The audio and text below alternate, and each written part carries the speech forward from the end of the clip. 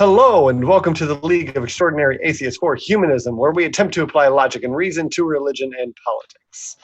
I am here with my wonderful, beautiful co-host, Christy Santiago. That's me. Hi guys, happy Friday.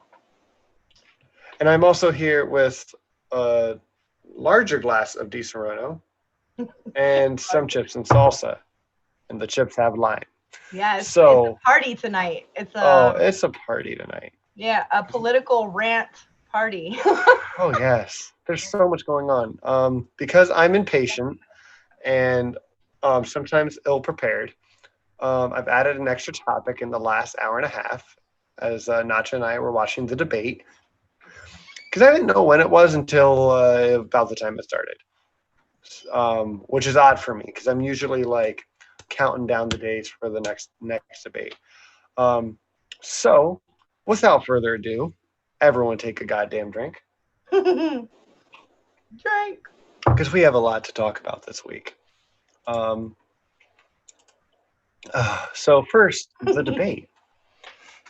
The debate that's happening right now. Oh, it's done.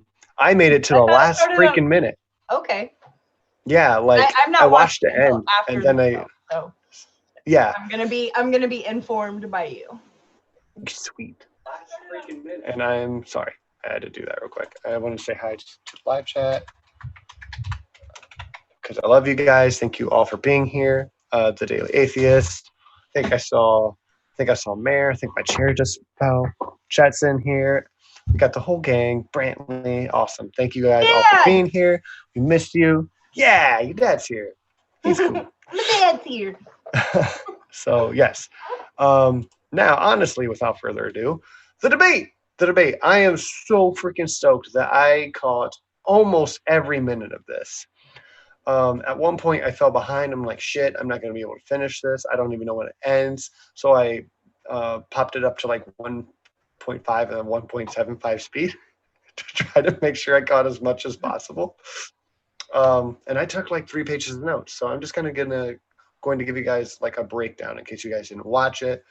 Or if you just with the highlights, or if you're just here to watch me talk and you've already seen it, that's great. All of it's great. First thing I wanted to share with you is that ABC News hosted this one, and I like when they do that because I'm usually allowed to watch it then without being like stopped by a paywall. That's wonderful. First good thing about the debate, we could watch it. That encourages democracy, which a lot of things disencouraged, if that's even a word, democracy this week. So this was a highlight. A funny thing, I thought, at the very end of the debate, yes, I'm starting at the end, there were 13,000 likes, 17,000 dislikes, and comments were disabled for this video. That was an important thing to share. So, the first question I missed, I missed like half of it being said. So I actually have pretty much all the questions for you guys. The first one, the part that I caught was, is every Democrat going to have to take the label that Senator Sanders has if they have to vote for him in the general election? Is everyone going to have to be a democratic socialist now? What? Yeah. Republicans vote for Democrats all the time. They don't have to become a Democrat. Independents vote for Republicans and Democrats all the time. All the time. Like, it's not a big fucking deal. I can't with them. Oh, I will be yelling at the screen. I already know. It's just, it's that first one and the second. That doesn't even matter. Or the first two, yeah. But this is how they started. Especially since like Bernie's doing well. It's just like, do we really want this socialist leading the Democratic Party? It was some bullshittery. Like, so it made me like upset right away because the way they asked it is like, who has concerns about this thing that I just said? Like, is every Democrat going to have to take the label of that Senator Sanders has? And like everyone like freezes for a second because they don't quite know what to say. And then Bernie goes, I don't. And it was wonderful. 'Cause why would he have an issue with I mean, if Bernie went by, I'm in the supercalifragilisticexpialidocious party, would everyone have to be part of the supercalifragilisticexpialidocious party to vote for him? I would be. I would totally be a part of that party. You picked a poor example. You had to think of I something mean, not I catchy. picked one that I kind of like, so. Yeah. Bias. All right. Very. So, I can't remember who it was aimed at it was posed to everyone. I can't remember who the first person who answered was. This was before I started taking notes. Didn't start taking notes until like the second or third question. But Mayor Pete said something that he had said at like the first debate, that I'm not so worried about labels because Donald Trump is going to label us like whatever he wants. And I'm pretty sure he said that before. He did. And I commended him on it because that was a good point, because Donald Trump is going to do that. The Republicans always do that. They're socialists. They're extremists. Pelosi is far left. So. Yeah. And she's just like a fucking moderate. She's a Republican. So close to a Republican. Yeah. It's not even funny. So that I don't have a lot to comment on. It's just I would like to give you guys all like a breakdown of what like the questions were. And that was one thing. The second was so you all know, it went on into like a Medicare for all kind of question or just conversation at that point, because that is his main issue. And Tom Steyer, he said something about it, but I think I noted it later. Because, it was so memorable. Yeah, it was so memorable. No, it was the fact that Steyer said that we need to focus on the point that we just need to beat Donald Trump, right? Like the main topic can't be healthcare. That's not what everyone's worried about. We all need to be focused on beating Donald Trump, because if we can't beat Donald Trump, like I agree with you, all these health plans, all of them are better than what we have, and you got a point there, but we're not just going for just better, right? Because he says that a few times. He's like, I agree with everyone here, but we just need to beat him. And the way that he said it was a powerful way to say something that wasn't powerful. Like he said it well, but it doesn't have a lot of meat to it. It was just beef jerky. We are so fortunate right now because the young people are so informed when it comes to reading policy. Out of all of the things, policy. Young people, Gen Xers and Gen Z, they will sit down with a policy and read it. And I can't say that I ever saw my parents ever doing that. So I never saw any adults actually do that. I never saw cousins do that. I never saw anyone read a policy in my family growing up. No, I don't think so. This is the perfect place to talk about it. I remember my family each year, especially I think the first Obama election with did he go against Romney or McCain the first time? It was Romney the first time, right? No, McCain flipped it. My bad. Gotcha. They excuse me. They didn't know what to do because they weren't informed enough. So the cats are fighting. Well, policy is going to be the way. So Tom Steyer with that whole like, we just need to beat him. Yes. Policy. That is the way. That is the way. But the way that many families deal with it, and the way that mine did, is they didn't know what to do. So someone from the now I forgot. Oh, the McCain campaign called them, and just after they prayed about it, and that was their sign from God. So they had to. Oh, that makes me cry. I think they voted for McCain. Yeah, because I mean, they're going to call as many people as they can, and we could call it coincidence, but they wouldn't believe that. It's just like, no, it's just, that's not the way that you're supposed to decide policy. Like, I mean, God gave you two hands to like go to the voting booth and use them and vote, right? Or I know we're all atheists here, but I'm trying to reach out a little more. Well, we don't know. There could be quite a few people that listen to this who aren't. So right, yes. So I'm trying to be giving. As long as you are humanistic. Yeah, we want you here. And vote. Yes, please vote. Please vote for whatever makes sense to you, not whatever your heart tells you, right. Not whatever God tells you, because God should tell you the right thing, but also the right thing should make sense, right? So, anyways, my point is they prayed about it. I thought that was kind of odd back then, but I didn't read into it much because I wasn't there yet. But anyways, I need to move on because I don't want to make this the whole show. And I really honestly do have a lot of notes. The second question, and I labeled two things, the second question, my bad. So all of my things are messed up. Anyways, it was about impeachment. And the only notable thing from this conversation was that Pete stood up for the Bidens.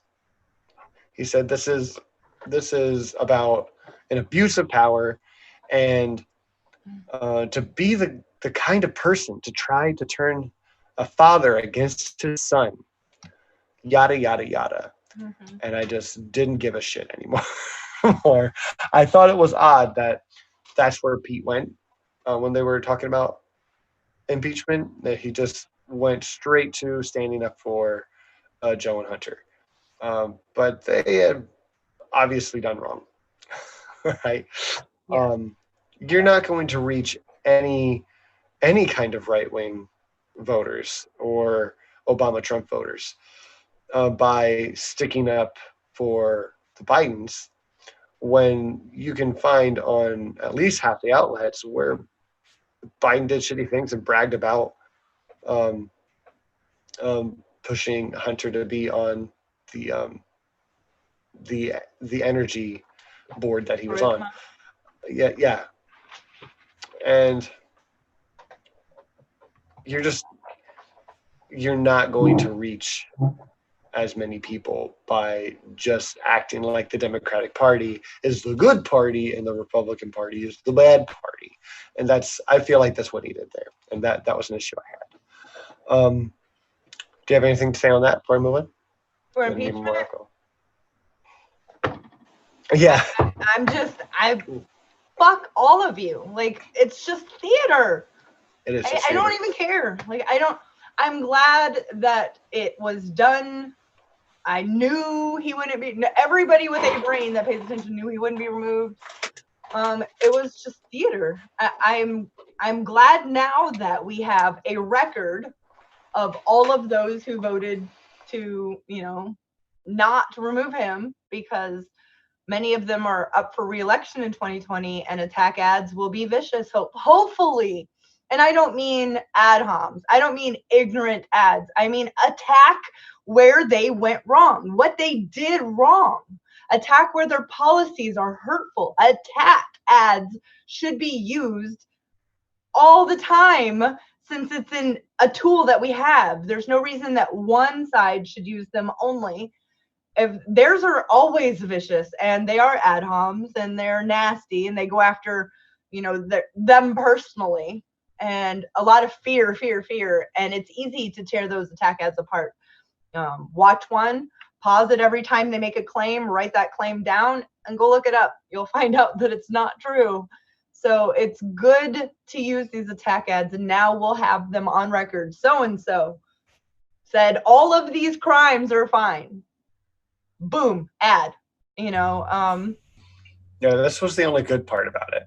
I'm so, it's so gross. Yeah, and I'm gonna stop us there because we are going to talk about it more later. So save all your rage, save it, and we'll let it out later. Okay. The I guess third question. Um, this was directed towards Klobuchar, which I thought was interesting. But one of the um, hosts asked or pointed out that Hillary said nobody likes him, Bernie, I know. and he won't get anything done. And they asked Klobuchar what she thinks about it. At that point, before she answered, Biden inched over and gave Bernie a hug because, I mean, he has to touch everyone. But also, he was trying to show that he does like Bernie, which was nice. That's fine. That's nice. And Klobuchar kind of got like an uncomfortable smile, like, because I do kind of like him. But yeah, it was a really shitty question. Like, who gives a shit? Because it's Hillary. I guess it's because it's Hillary. But that was asked. And she tried to go about it in a roundabout way. Like, hey, I'm a good candidate. We need to, use party unity, whatever. And the host asks again, do you think Bernie would get anything done? And she said, that I don't know. And to me, what she should have said, because all of them up there, especially Amy Klobuchar, who's for party unity, right? What she should have said is yes, because I'm going to support him. All of us are going to support him, right? If she's for party unity, that should have been her answer. That's my thoughts. I think our zero-sum, winner-takes-all election process has a lot to do with that right there, what you just stated. Because had we had already ranked choice voting, what happens is you might be this group of people's second choice. You might be this group of people's first choice, and this candidate over here is your group of people's second choice. And so because of that, you don't want to alienate those people. You want to be kinder. And in states around the world, countries around the world that use ranked choice have so much less viciousness because of this. They depend on being, if not number one, number two on someone's voting card. And because of that, you don't want to alienate. You might be number two enough in the votes that number one says, I want number two to be my vice president. I mean, everybody wants them. You can't have the group of people now who voted for you and this person to hate each other. It's just not smart. We learned this in kindergarten. We learned these things. So aggravating. I mean, we're attempted to, be taught these things in kindergarten. Sometimes it doesn't catch up. Obviously, but no, I mean, you have very solid points. I liked ranked choice voting for a number of reasons, and I don't really have anything to add to that except yes.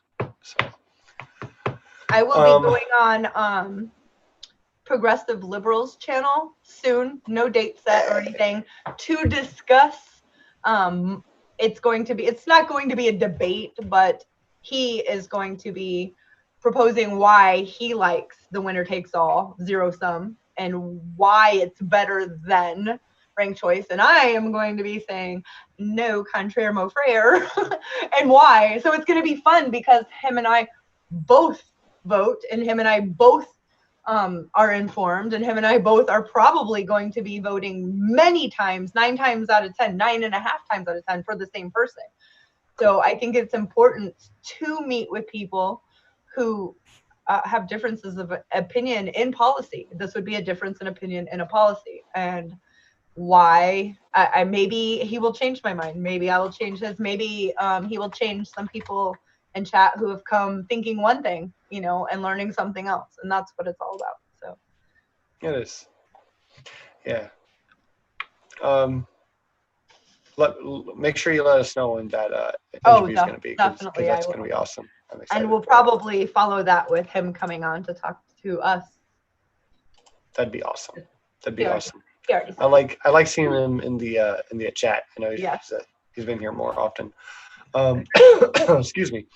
Okay, so next on my Bernie's response to what Klobuchar said, and just the general question of he's not going to get anything done because he doesn't pass a lot of bills. This is a fact, but he does write a lot of bills. No. Who says that he doesn't pass bills? Who said that? There's most people I talk to, like right wingers, don't pay attention to that. Right, and like I know he doesn't pass a ton of bills, but he also he is the amendment king, right? He's the amendment king, and he writes a lot of bills, and those bills change the Overton window to the left consistently. He consistently changes public opinion, and he consistently changes. He's got a history. If it was just to show on our screen with like, let's say 4 or 5 bills that he was a part of and helped changing, each screen would take like 40 screens since the day. I mean, he's been in, 30 plus years working for the government, and before that, an activist. So, yeah. I mean, yeah. It's not that he doesn't do anything. Yes. Yeah. They're so... They bank on people not going to fact check them. So they just blah, blah, blah, blah. Right. I've been trying to... That's a technical term, by the way. It is. I'm going to Google it. How do you spell it? It's French. Okay. Okay. So totally. My response there usually is, or would be, I suppose, at this point, is like, okay, like who gives a shit if none of his bills pass? Because anything that the public wants has like a 3% fucking chance of getting through the House and the Senate. That doesn't matter. It matters what people want. You can see this in polls, right? 75% of people, give or take, are with them on every fucking issue. They want a higher minimum wage.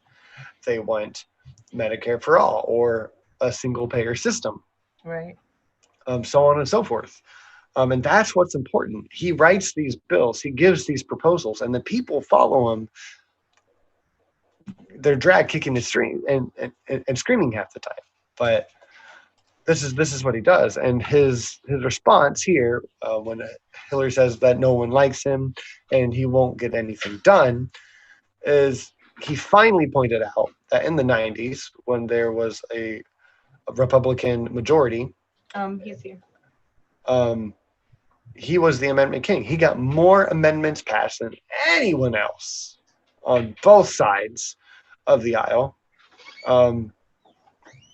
Agreed.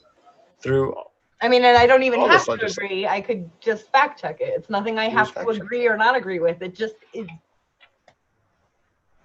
Yeah. Okay. Because that's like my first page. I'm going to hurry. I'm going to try to hurry. I'm so sorry.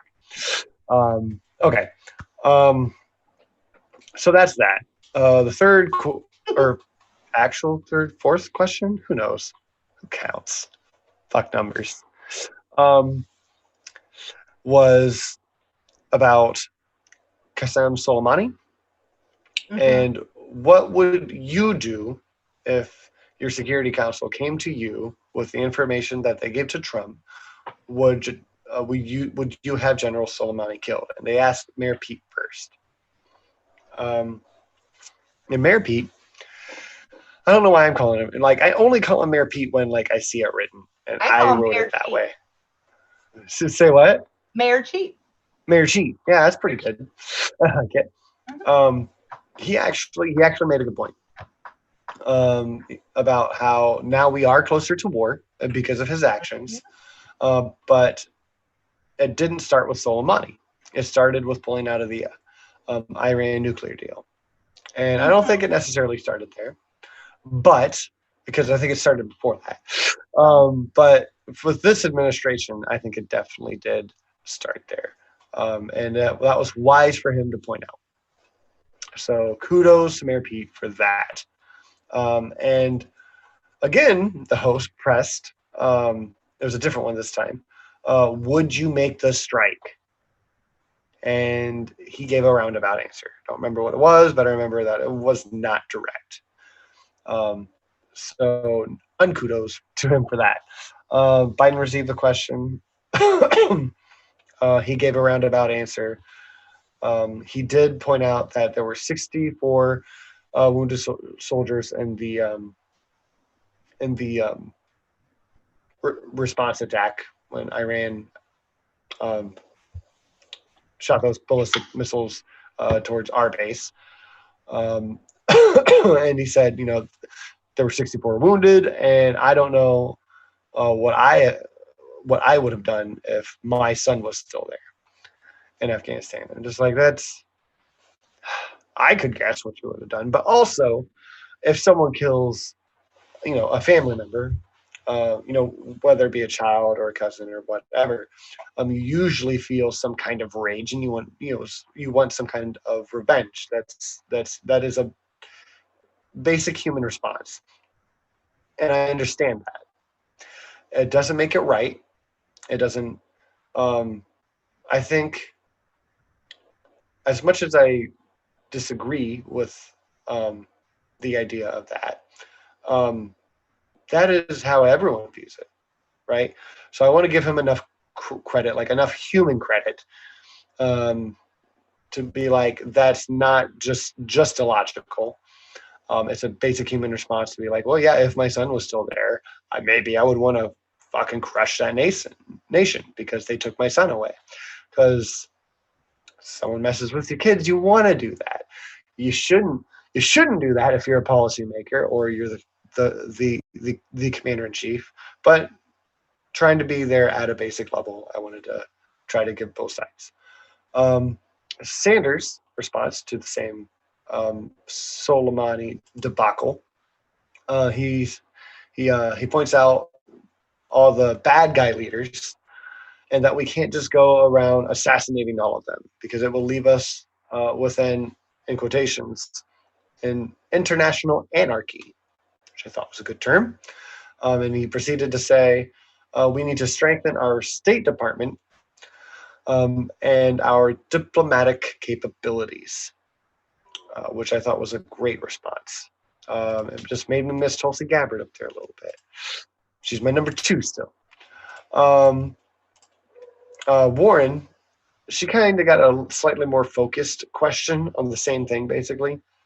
And would you listen to the generals, basically? And she roundabout it a little bit. She said that she's on, I can't remember which committee.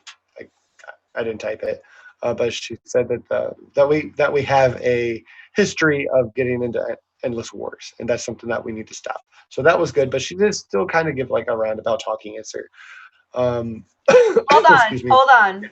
Yeah. She voted to fund the military. She voted to do everything war. So blah blah blah. Again, it's just blah. She's just saying whatever needs to be said because her voting record shows something else. That's why she talks. I'll go back to muting. No, you're fine. You're fine. I love when you talk. No, but Christy has a wonderful point, and for some reason, I wasn't thinking of that, and I really should have been. She did vote for both increases in the military budget, and when you vote for an increase in the military budget, then you are increasing. Hey, do you know who didn't vote for that? Tulsi and Bernie. Bernie Sanders. Bernie Sanders. Damn straight. And Biden was also posed the same question, and he said that he is against taking all of the troops out of the Middle East, as he was saying Warren might be for. And he went on to say, we saw what happened when we did that, just out of Syria, and I think it's mostly bullshittery, but yeah. Christy shaking her head. Yeah. So that's that. Moving on to probably the fifth question. I'm just going to go and start changing it now. Decriminalizing drugs. Pete was the first one asked about this. He is for decriminalization, but he's mostly just for just not having the drug addiction response be to incarcerate people, which is fine, which is good, which is better than what we have. But that's not the only thing that we need to do. But that he made it sound, because the host pointed out on his website that he is for decriminalizing drugs. And they came at him like that was a terrible, terrible thing, which I don't think it is. But he mostly stepped it back to just like, well, I don't think we should incarcerate people for it. I don't think we need to make anything legal, or the just distribution or making of any drugs should be legal, but we shouldn't incarcerate people for addiction. Again, that is better than what we have, but I don't think it is enough. Christy, you unmuted. It is better. It's much better than what we have. Mm-hmm. But that's the thing. This country is so used to getting just little drips and just crumbs, and we're supposed to be okay with the crumbs. And when you give people crumbs and they're like, okay, I'll take them, because it will immediately help many people. Immediately. It still doesn't do what we need, but it will immediately. And it's hard to say no to people who are coming to your office as a senator, as a congressperson, saying, look, you represent me. My family would benefit from this right now. So I get it. And yes. We're such a hurry to have something better than what we have. We don't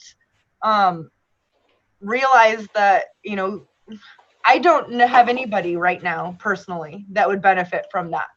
But that doesn't mean thousands and hundreds of thousands don't. I still want to fight for that and more. And I think that's what we have to be willing to do, like that Bernie Sanders ad where he says, take a look around you.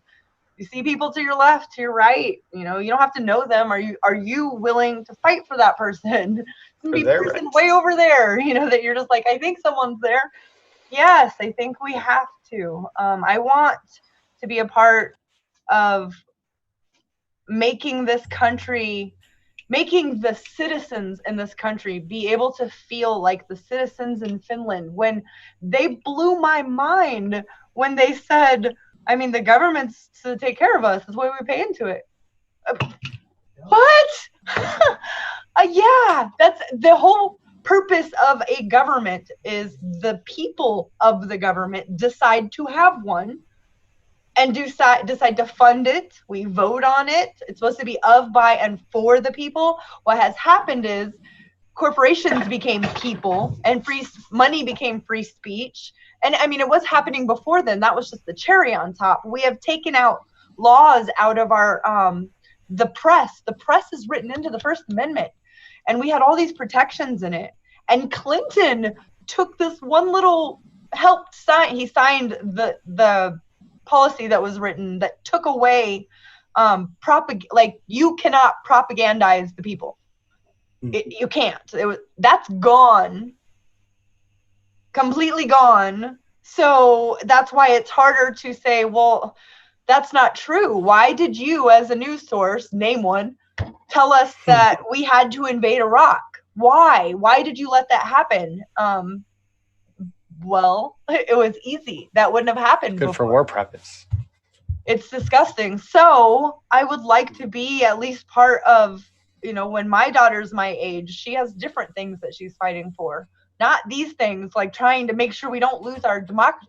Hold on, we have lost it. Make sure that we get our democracy back. And that she doesn't have to worry about that. And democracies are fragile. And if you don't, water them, feed them, talk to them, be a part of their life, you'll lose them. And I think that's been a really hard lesson. And I want everyone to realize that it's happened and that it sucks. And you can't want to fix it if you don't know it happened. Yeah, all said. Yeah, you can't.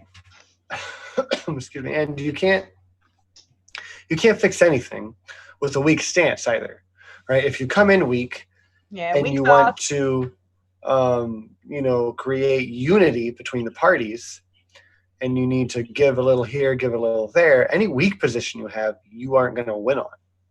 Right? If you just want to decriminalize drugs to the point of, I don't want to incarcerate people, where the fuck are you going to get with it? Right? Maybe we won't get much.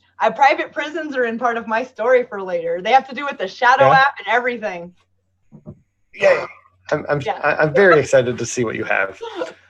I like listening to Christy as much as everyone else here.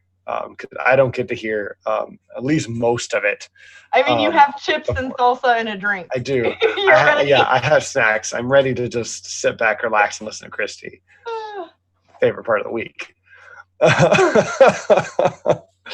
So, all right. So that was for Nacha. Not that anyone else could see it, but Nacha. Yes, could see it. That was for Nacha. The next person to comment on that was Yang. Because he said that he's for he's for legalizing all drugs, isn't he? Yes. He's for taxing, regulating. It would be like alcohol. You have to be 21. Yeah. Alcohol is made in places that are tested at different levels, and the outcome is tested. You can't poison people. Right. Yeah. People can poison themselves, and I agree, but the company can't poison the people. Right, and that's where I'm at with it. So same. I'm, freedom. What about? I thought conservatives were for freedom.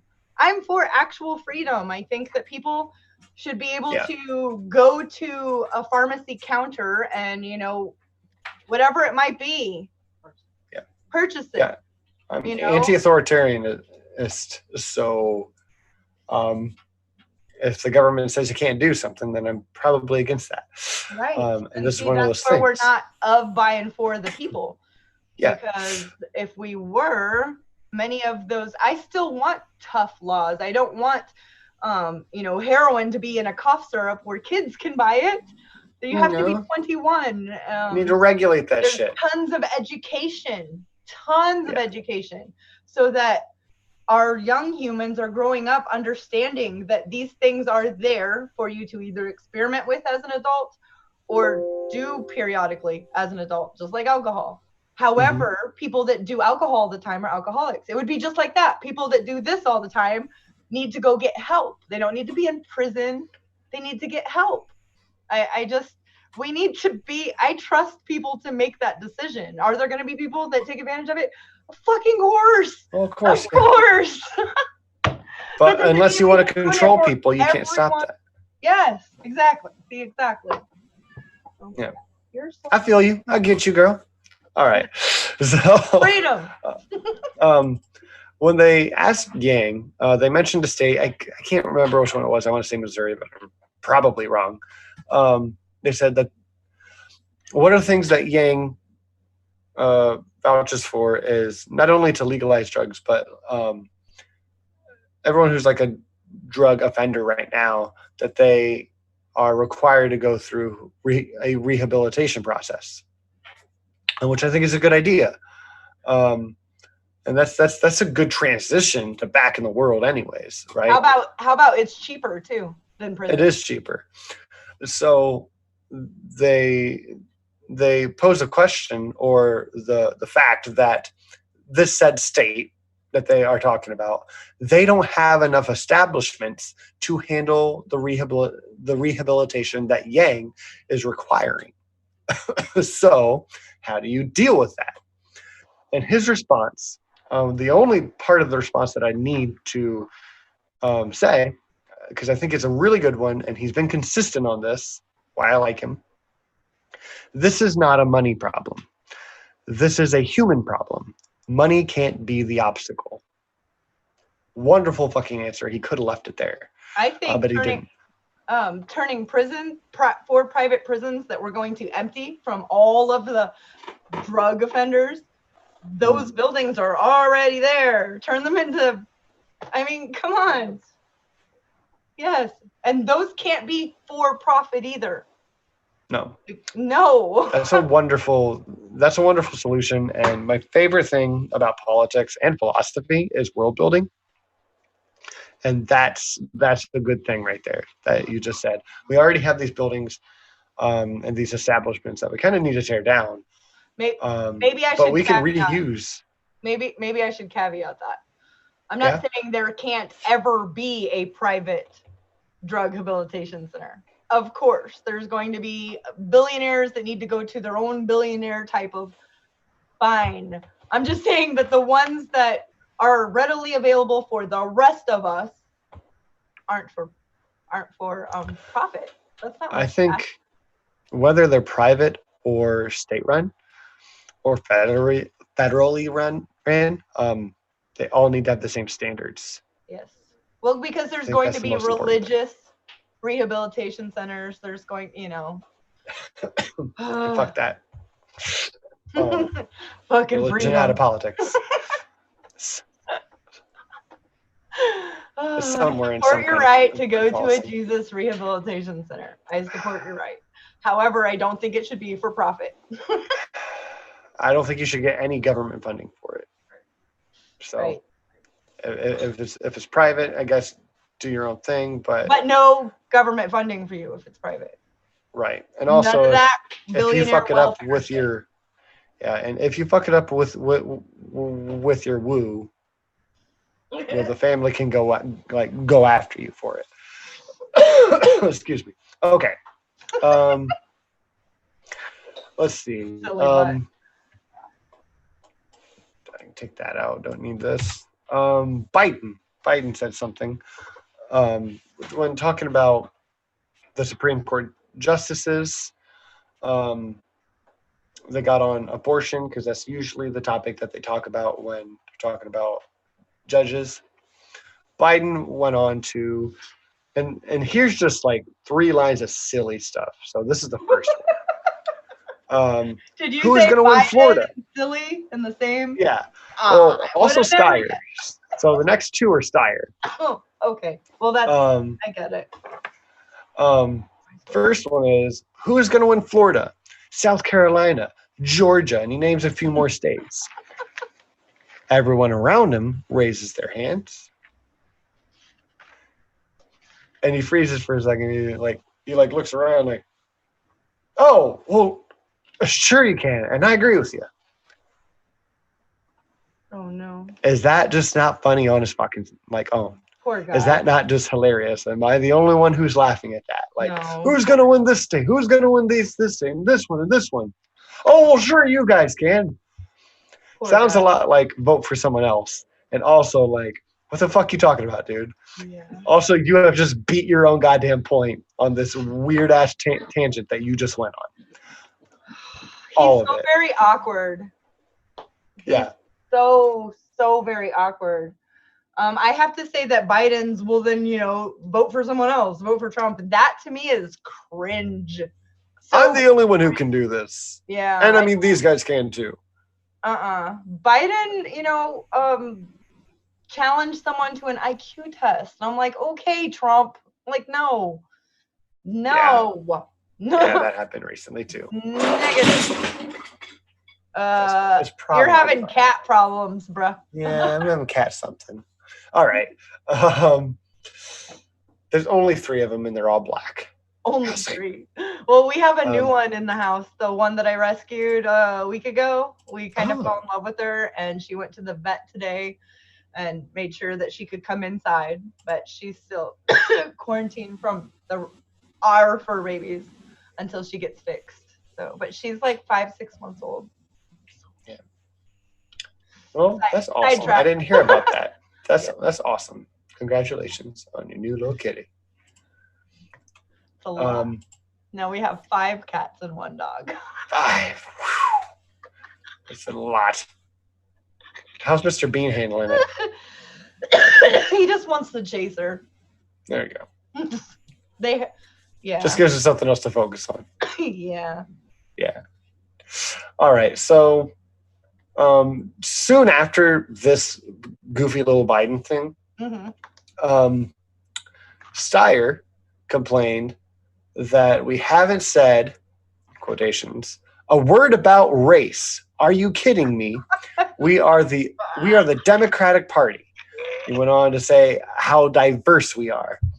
And I'm like, look, that's wonderful, but we're talking about politics and economics. Wow. And it does affect everyone. Race is important, but also that doesn't mean we just need to just focus on it. When like he does you don't need to pull it in. It's bad. Yeah. Yeah. Yeah, it's... See, I haven't seen it yet, guys, so I'm imagining, and my mind shows that as really like, oh God. Yeah, it's obviously racial factors and issues. They're important. They are. Yes, but absolutely. I hate identity politics, and it felt that part just felt so cringy to me. It's like, why do you? You seem ingenuine, but at the same time, everything he said tonight, it felt kind of genuine, but he's like just kind of animated. So I don't know what to trust on it. Honestly, I don't. And there goes my chair again. So, oh no, now I'm blurry. Don't be bleary. Hey, it worked. There's my hand. Here I am. The next thing he said, Yang pointed something out in response, because now they are talking about race, and like what they're going to do about race inequality. And Yang pointed out that Martin Luther King was for a universal basic income, at least $1,000 a month. He was a democratic socialist, y'all. Yeah, he was. He said it specifically. And again, Gang is focusing on the economics of what would help them, right? And Steyer's response to this was, look, I am the only one up here. And he said, the only one up here oh, God. who will come out and say, I am for reparations. Something bad happened. And I'm just like, okay, look, you're not the only one up there who's for reparations. Also, I am for them too, but I don't just randomly yell that. Right. Like, I think Bernie is, and he is for reparations, but he doesn't think that's the only thing we got to do. Just like solve. No, it's problems. Not. It's not. Right. It's generations and generations and generations. Right. Yeah. And a lot of the issues that are harming black communities is the same issues that are harming other just poor any race communities. So that's why he wants to focus on this. It's not that he's against reparations, but he's just like, that can't be our first priority, because more communities are suffering now than ever because of the billionaire class. It's more of a class issue than it is a race issue right now. Well, part of translating the Green New Deal into policies would look like that. It would look like, going into a community where there are no jobs and putting jobs there that are living wages, and everyone has healthcare, so that's not even it's something you worry about. And your children can go to college now that you have a factory job, and your wife can stay home, or vice versa, and you can actually buy a home and raise your kids, like basics. That's all. And then reparations would be something that we did because it is a debt owed. And yeah, Bernie does agree with that. I think that he does. Can't understand history in anywhere, but as an American, our personal history, you can't understand that and not agree with making that whole. How? That relationship, if it was two people, would never work if someone didn't fix it and say, I really fucked up. And no, I personally, it's not even about that. I hate that argument. Well, I didn't have anything to do with it. Obviously, dumbass. I know how time works. Like, right. Obviously. Duh. Yeah, and he had something to say on that, but there's a few things I need to get to yet. Okay. Is back to Bernie. one of the things that he pointed out was that there are 200,000 people in jail right now because they can't afford bail. And he says that we need to end cash bail because it disproportionately, how the prison system works, it disproportionately harms Black communities, which is a good point in this conversation. And Steyer claimed that he fought cash bail and private prisons in California, and they're gone. I was skeptical, so I immediately checked.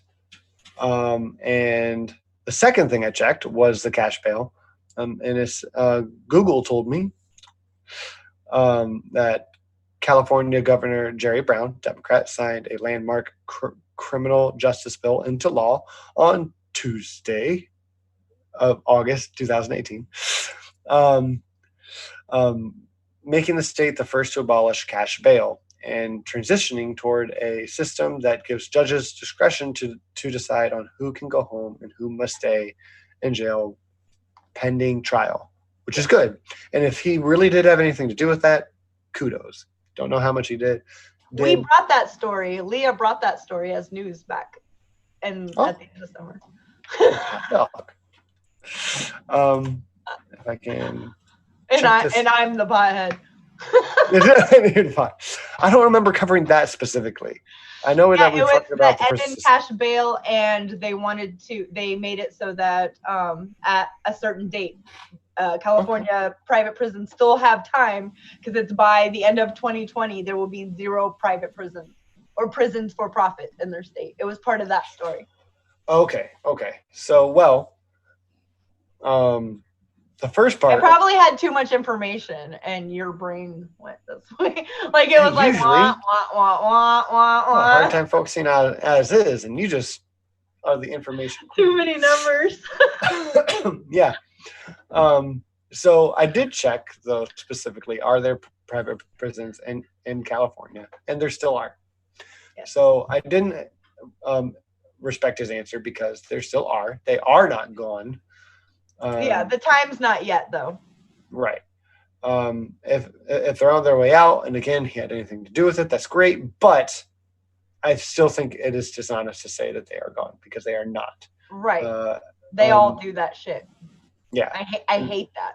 As of October 12th, 2019, the first thing you can open up here on Google says California currently has 4 contracts with for-profit private prison companies for criminal detention and 4 civil detention centers operated by private companies in the state. So, it sounded fucky. I checked it right away. It was fucky. And I don't respect that. What was that? There is more, and most of what I have is left on this conversation. So we are almost done with this, I promise. Biden, I just had to know, he said stuff. I didn't quite catch all of it, but he kind of ended on, he went back to Black kids going to school. Need to send them to school or something like that. Education's their only issue.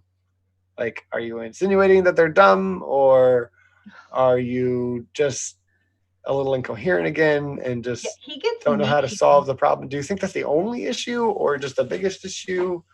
It's never clear what Biden's thinking, but how he went to that, it seemed classic Biden to me, and I wanted to point it out. Excuse me. Bernie pointed out that white families have 10 times the wealth as Black families, and there are 3 times the amount of death for Black women in childbirth than there are in white women, which is incredibly sad. Klobuchar responds immediately that is super sad. Then she brings up voting issues,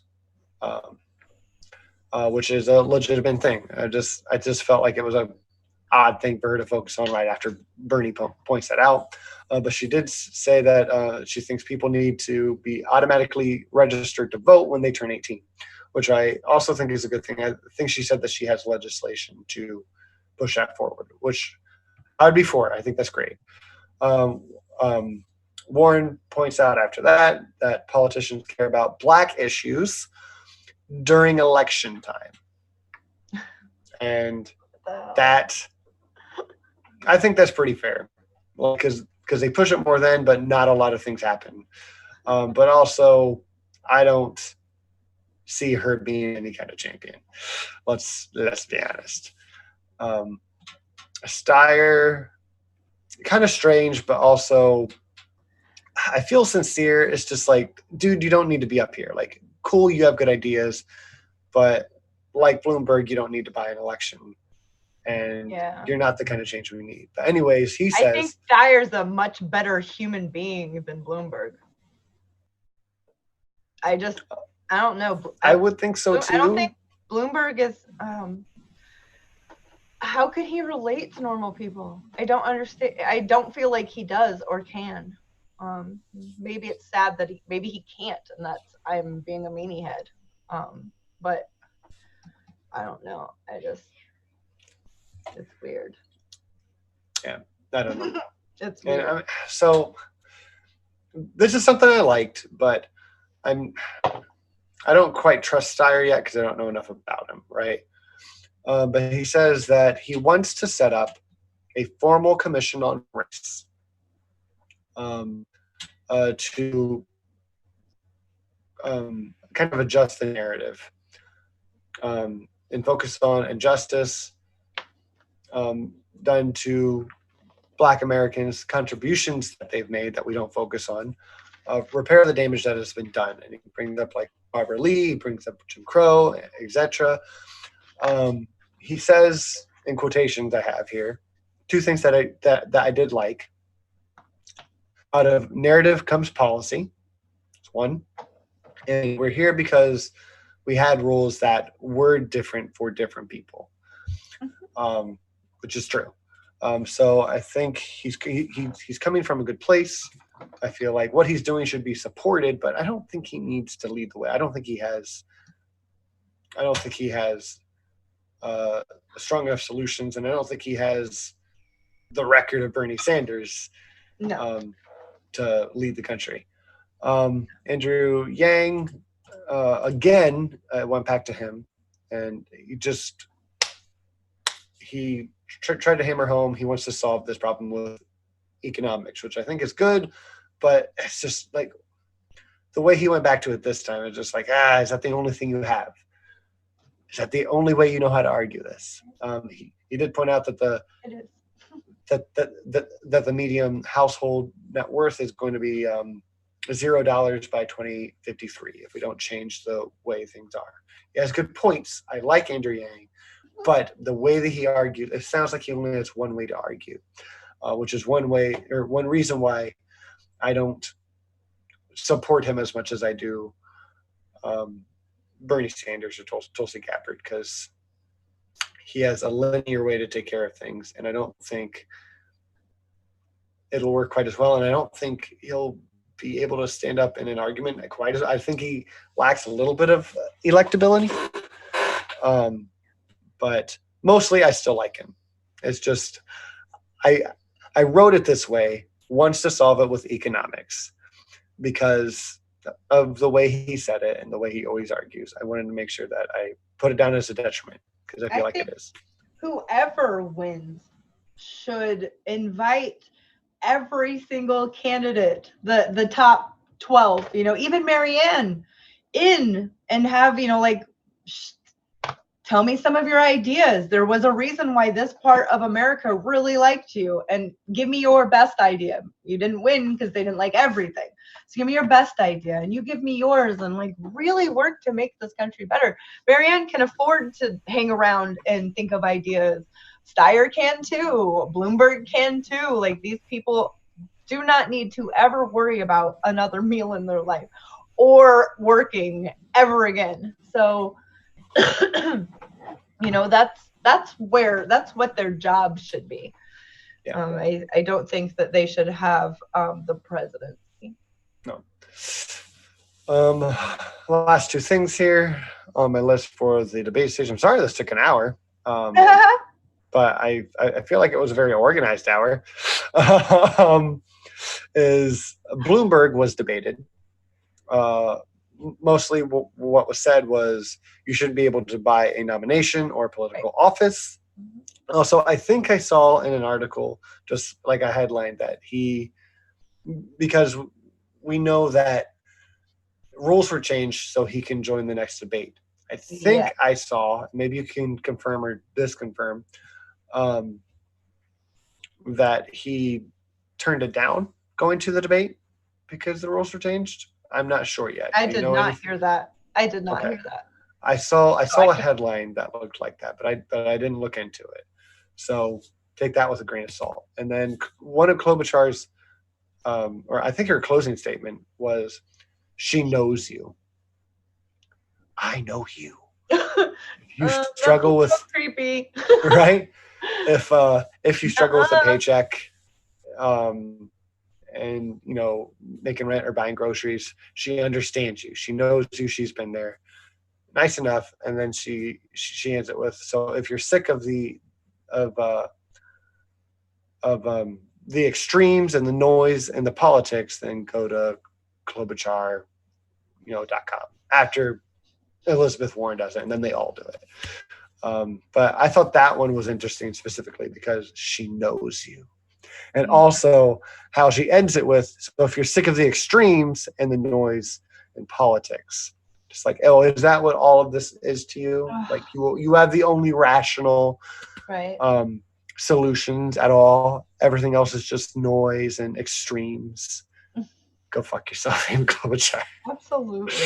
So to that, take another drink, my friends. I am done with the debates. All right, so next up. State of the motherfucking union. Oh, actually, Nacho put in, I believe, the acquittal next, or the impeachment. So we'll just bitch about that for 5 minutes, and then we can move right on to the State of the Union, because that's going to be way more interesting. As you know, I don't give a shit about the impeachment thing because I think it's stupid.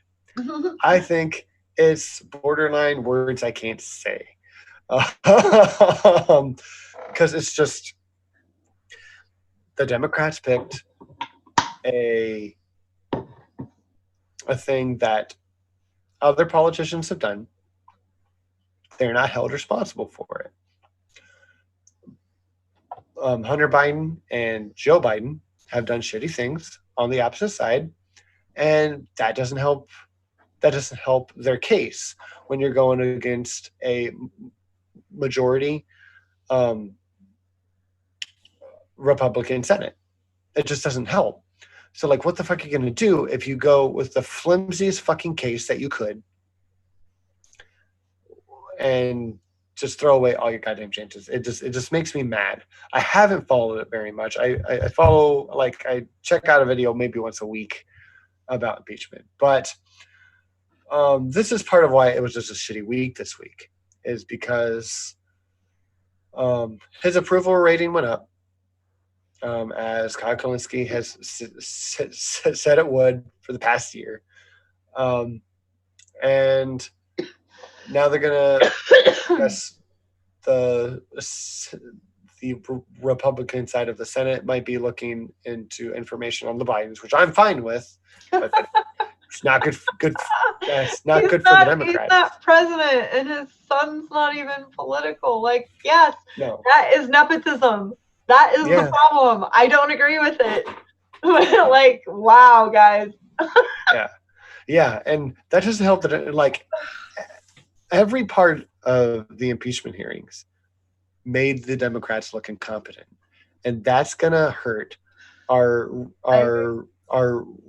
re-election efforts in Congress, which at this point is arguably more or as important as the office for president. I think if if the majority of people thinks that the Democrats look incompetent in Congress, they're just not going to vote for Democrats, and that sucks because we have a lot of good progressive candidates that could take over in Congress.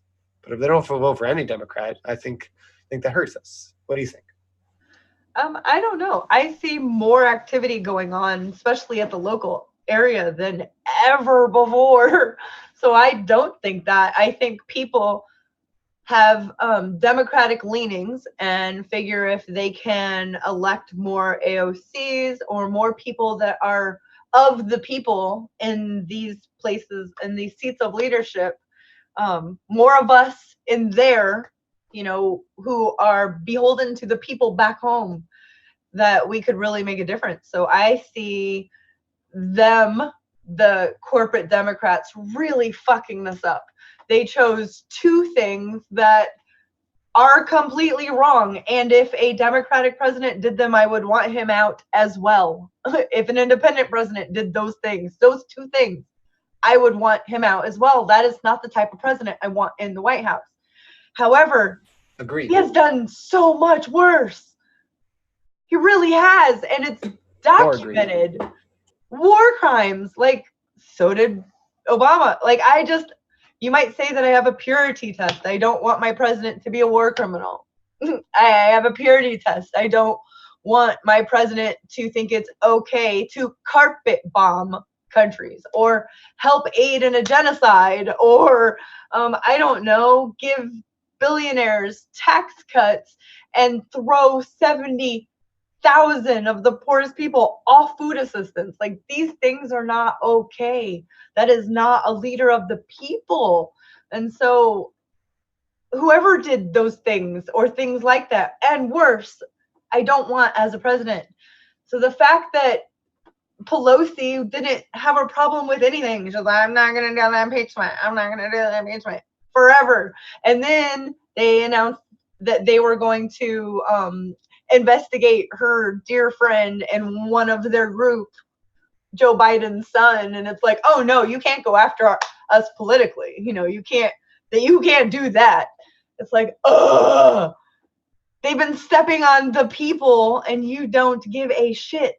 He has been making millions. It doesn't matter that Trump takes his $400,000 check and says, I don't even need that. The people who are diehard Trump fans, they see that as, look at this wonderful guy. He doesn't even take that because they see 400,000 as, holy shit, that's so much money. And it is. I promise. It's a lot of money. But not to Trump. That's like, here, go ahead and take that because I am cha-chinging every day in this spot. And no one has stopped him. If any other president would have kept their businesses and still kept making money from them and had to say so on the day-to-day, they would have been impeached. So, I mean, I can go on and on and on. The whole thing has been political theater. If they really cared about the things that fucking matter, it would have been totally different. And it wasn't. And the Republicans knew. They said, well, we're not going to have any, we're not going to have a real trial because we already know our answer. So, blah, blah, blah, let's say a few things, and then I'll just give you our answer. Now or then, it's not going to change. And so I'm so ready to vote them the fuck out. Like, they're monsters leading this country. That's not hyperbolic. I'm dead ass serious. I think they're disgusting excuses for humans, and I want them out. Yeah. Yeah, no, I agree. Yeah, I agree. Only other thing I want to point out, I saw it on TYT today that some people close to the White House or whatnot have been let go because of the acquittal, and that's to be expected. One of those people was Colonel Vindman, who was one of the witnesses or kind of witnesses for the call. That was the other thing that I wanted to point out. Other than that, I don't have anything else to say. Like, I'm furious that this whole thing fucking happened because it was a waste of time. Just like Republicans said, and I hate when the Republicans are right, but you got to fucking give it to them. It was a waste of time, and it's because of the issue that we picked. It's not necessarily a waste of time, though, because forever, 1,000 years from now, when someone looks up the 45th president of the United States, it will say Donald Trump impeached. Always. He has been impeached. He is impeached. He just wasn't removed, just like Clinton. It is something to have a whole bunch of people on record stating that they don't care about this person. And now they can use that as political warfare on the next election. That's what it was for. It's what it is. It's just this big theater. They don't really care about the things that matter. That's why we have to pay attention, and we have to vote people in that represent our communities. Yeah. No, and yes, I agree that is all good. I just don't think, I'm not convinced right now. I'm on the line a little bit, leaning towards waste of time. That I don't think there was enough positive that came out of it to unbalance all the negatives that came with it, because a lot of people who are informed about politics, they know that like all the bullshit shitty stuff that went on, like we do, and all the good that can come out of it. But people who just don't really pay a lot of attention to it, especially people in my area who are very right wing, they just think that the Democrats are mentally handicapped. They think they are so incompetent, so stupid. It really did ramp up Donald Trump support on that side.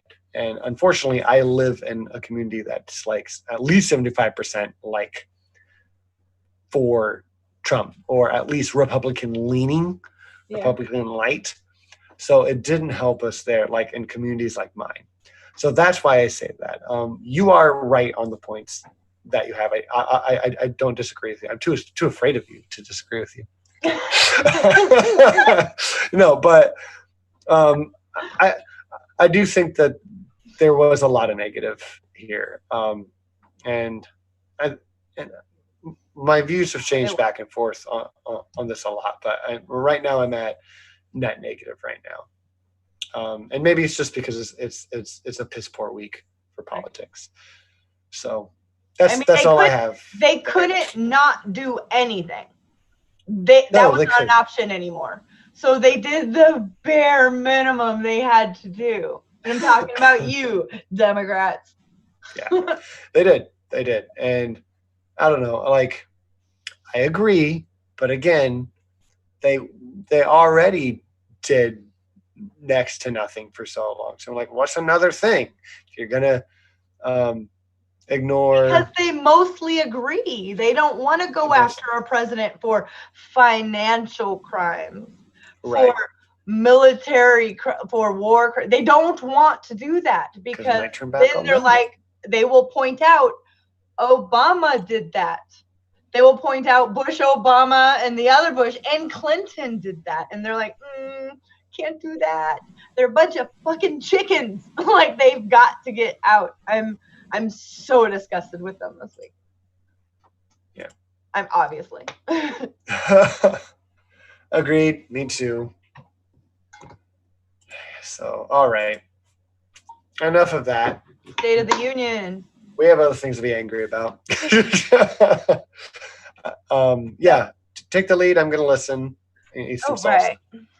State of the Union. I was one. I've never not listened to a State of the Union when they're live. I've always, even Trump, because I just always, it's just something that would be on the TV. We didn't have cable a lot growing up. Sometimes we would, sometimes we wouldn't.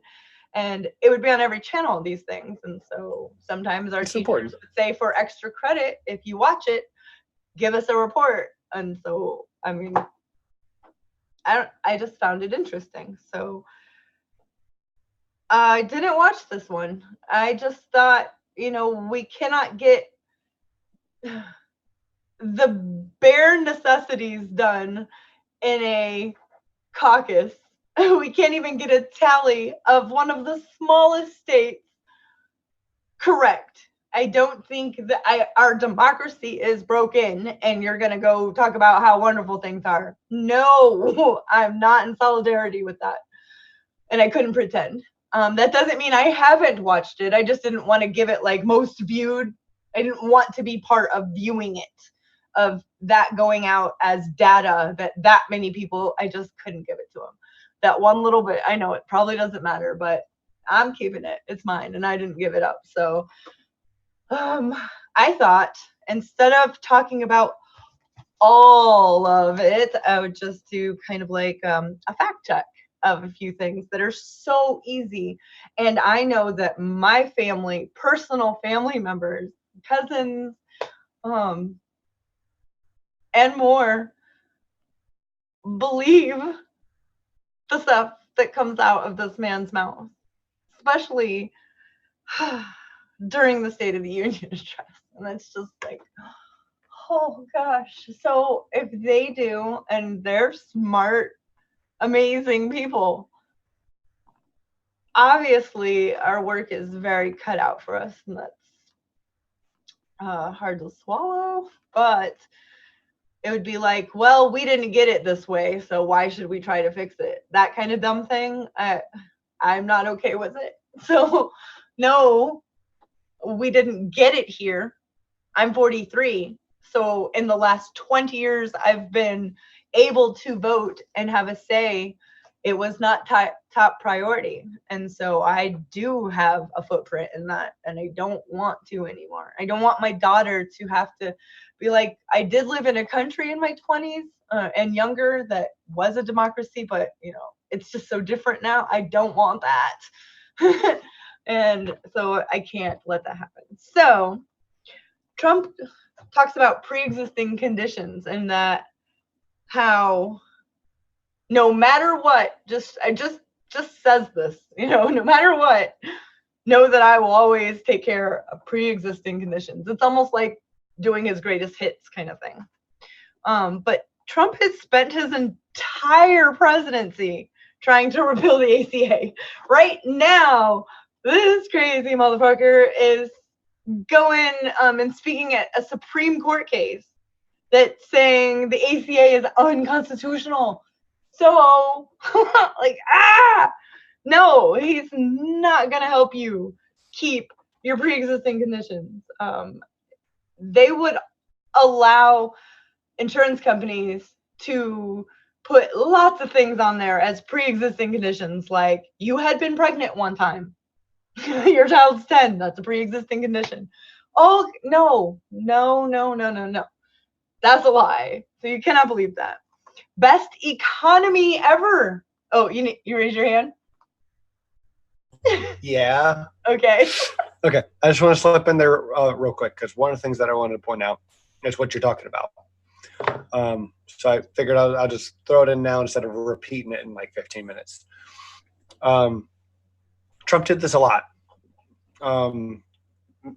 Maybe you're about to touch on it with best economy, with immigration, with pre-existing conditions, especially that one got me, is that he just says it. He just says it, and whatever it means to be the best in those areas to him, it just sounds true, right? If you just say it and you don't back it up, it sounds true to anyone who doesn't actually pay attention. That's all his supporters need to hear. Mm-hmm. So it made me especially upset when he mentioned we're going to protect people pre-existing conditions, because the Democrats should be saying that, and they should be proving it.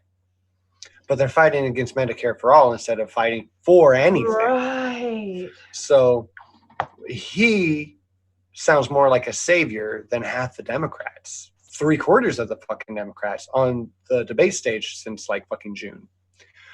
And all he has to do is say it. He doesn't have to back it up. Christy's good at just doing what she just did. This is why you can't believe him on it. But not everyone does that. If he can just say it with the immigration and the border wall and everything else you're about to cover, that's all they need. And that's the most of what he did, at least through the first half was just say things, and it sounds great. And that side of the aisle just, woo! Frat party. It was nuts. But that's the point I wanted to make. I'm sorry for interrupting you, you beautiful human. Okay, let's see. He says best economy ever. This motherfucker. No. No. So an easy lookup. In the late 1990s, Clinton has the best economy ever in the history of everdom, you crazy orange motherfucker. Okay. The wall, he says, under his administration, 100 miles,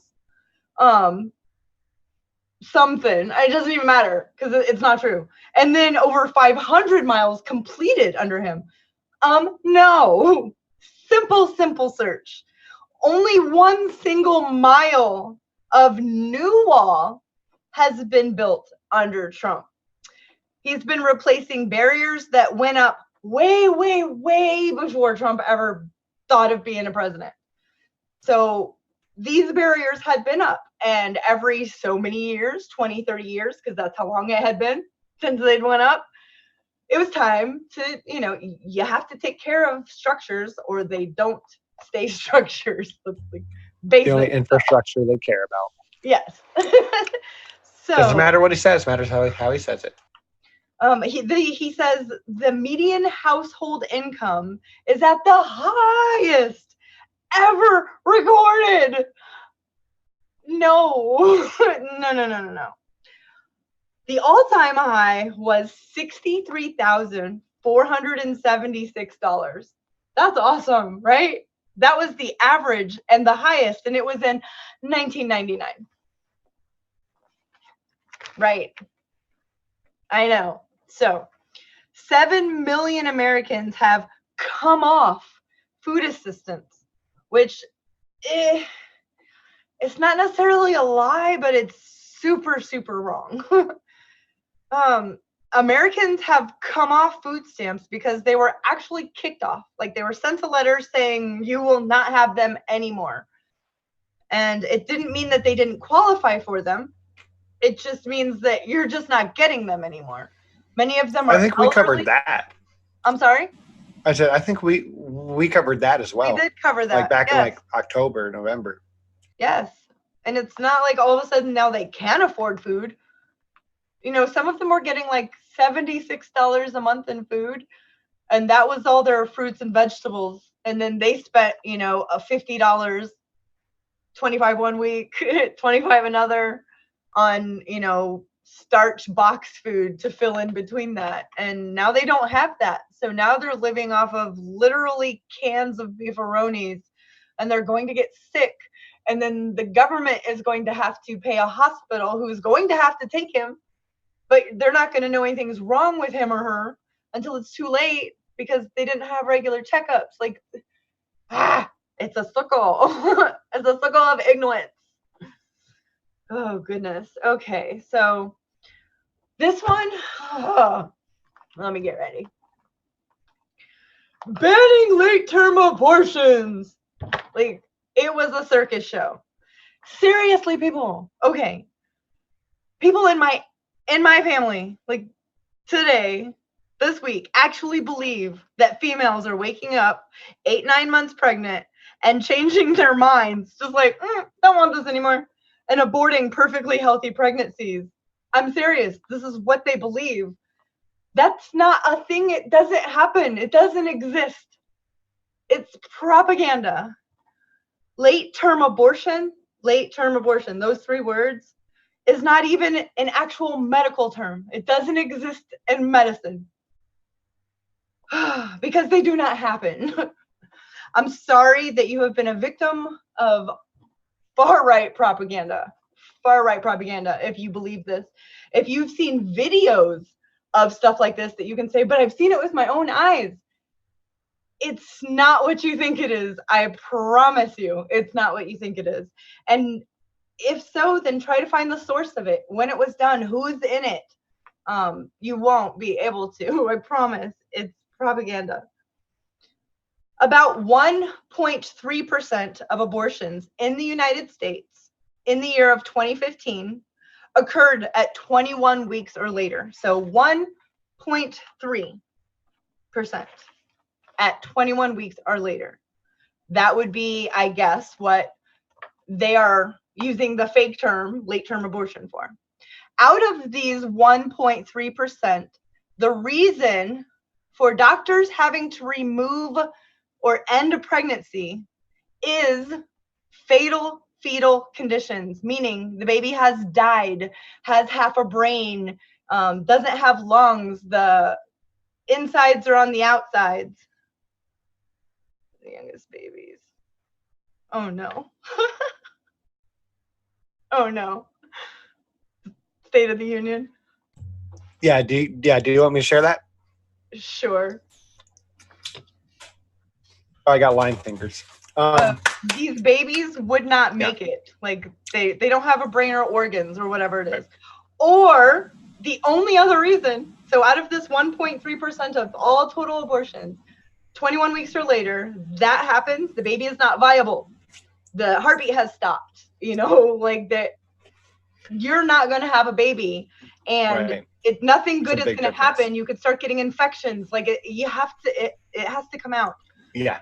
Or the other reason is the mom's life is risked by being pregnant one other day. Like we're afraid that if you don't right now, you are going to die and that baby is not going to make it on its own. There's something wrong. It is not, we could try, we could hook it up. And a lot of moms do have that baby hooked up to things so that they could say goodbye to it, but it cannot survive.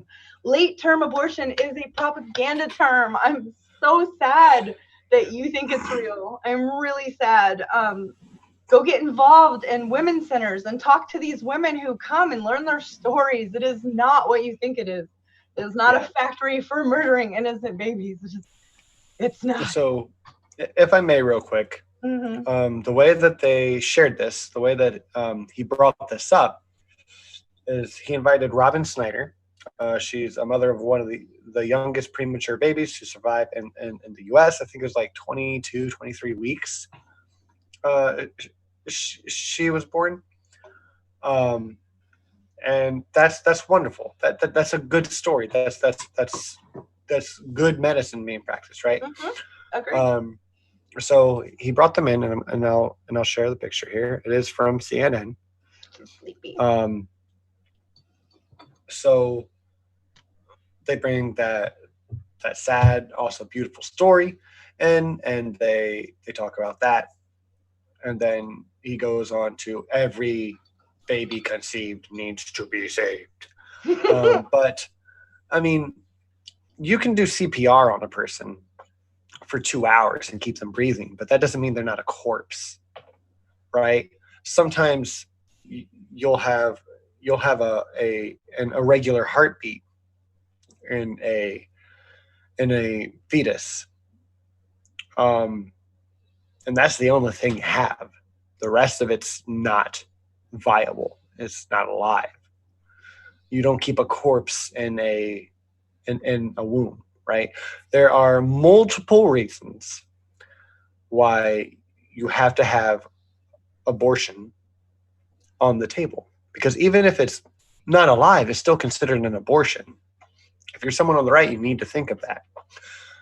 They should be safe and rare, right? But they need to be an option on the table. They can't just be illegal, because for so many people, it's the only it's the only healthy option. You can't just pray a fetus back to life. You just can't do that. Sometimes you get rare instances where you get this, but they're celebrating it because it is rare, right? It's not an everyday thing. I would love more research to go into that, to have that happen more often. That's fine. I'm not against that. I don't want to kill all the fetuses, kill all the babies. Why would anyone be against that happy story? Why would anyone be against that happy story? Right. But you can't let the narrative, Tom Steyer said it, the narrative creates policies, right? You can't let a narrative like this be the only side of the issue that you see. I had to go in on this one. It really ticked me off. That's why I had to know exactly how many have what would be 21 weeks or after, and why. You cannot go into an abortion clinic at 8 months and ask for it. Will not happen. They say we can't. We don't. That's not what we do. We take out zygotes. We don't. That's a baby. And if you gave birth right now, the baby would probably make it. Like, that's not what we're into. So it has to be dire situation, and you're making these mothers who have to go through this, who wanted that baby. That's why they were that pregnant. Yeah. You're making her feel like a murderer. What is wrong with you? Right. God. And congratulations. Congratulations to Robin Snyder, who this worked out for, but she got lucky. I don't think she needs to go to prison, or her doctor, if things didn't turn out right. That's my main point. And I have 4 more of those to share with pictures. So when you get to them, or if you don't, I'll have them.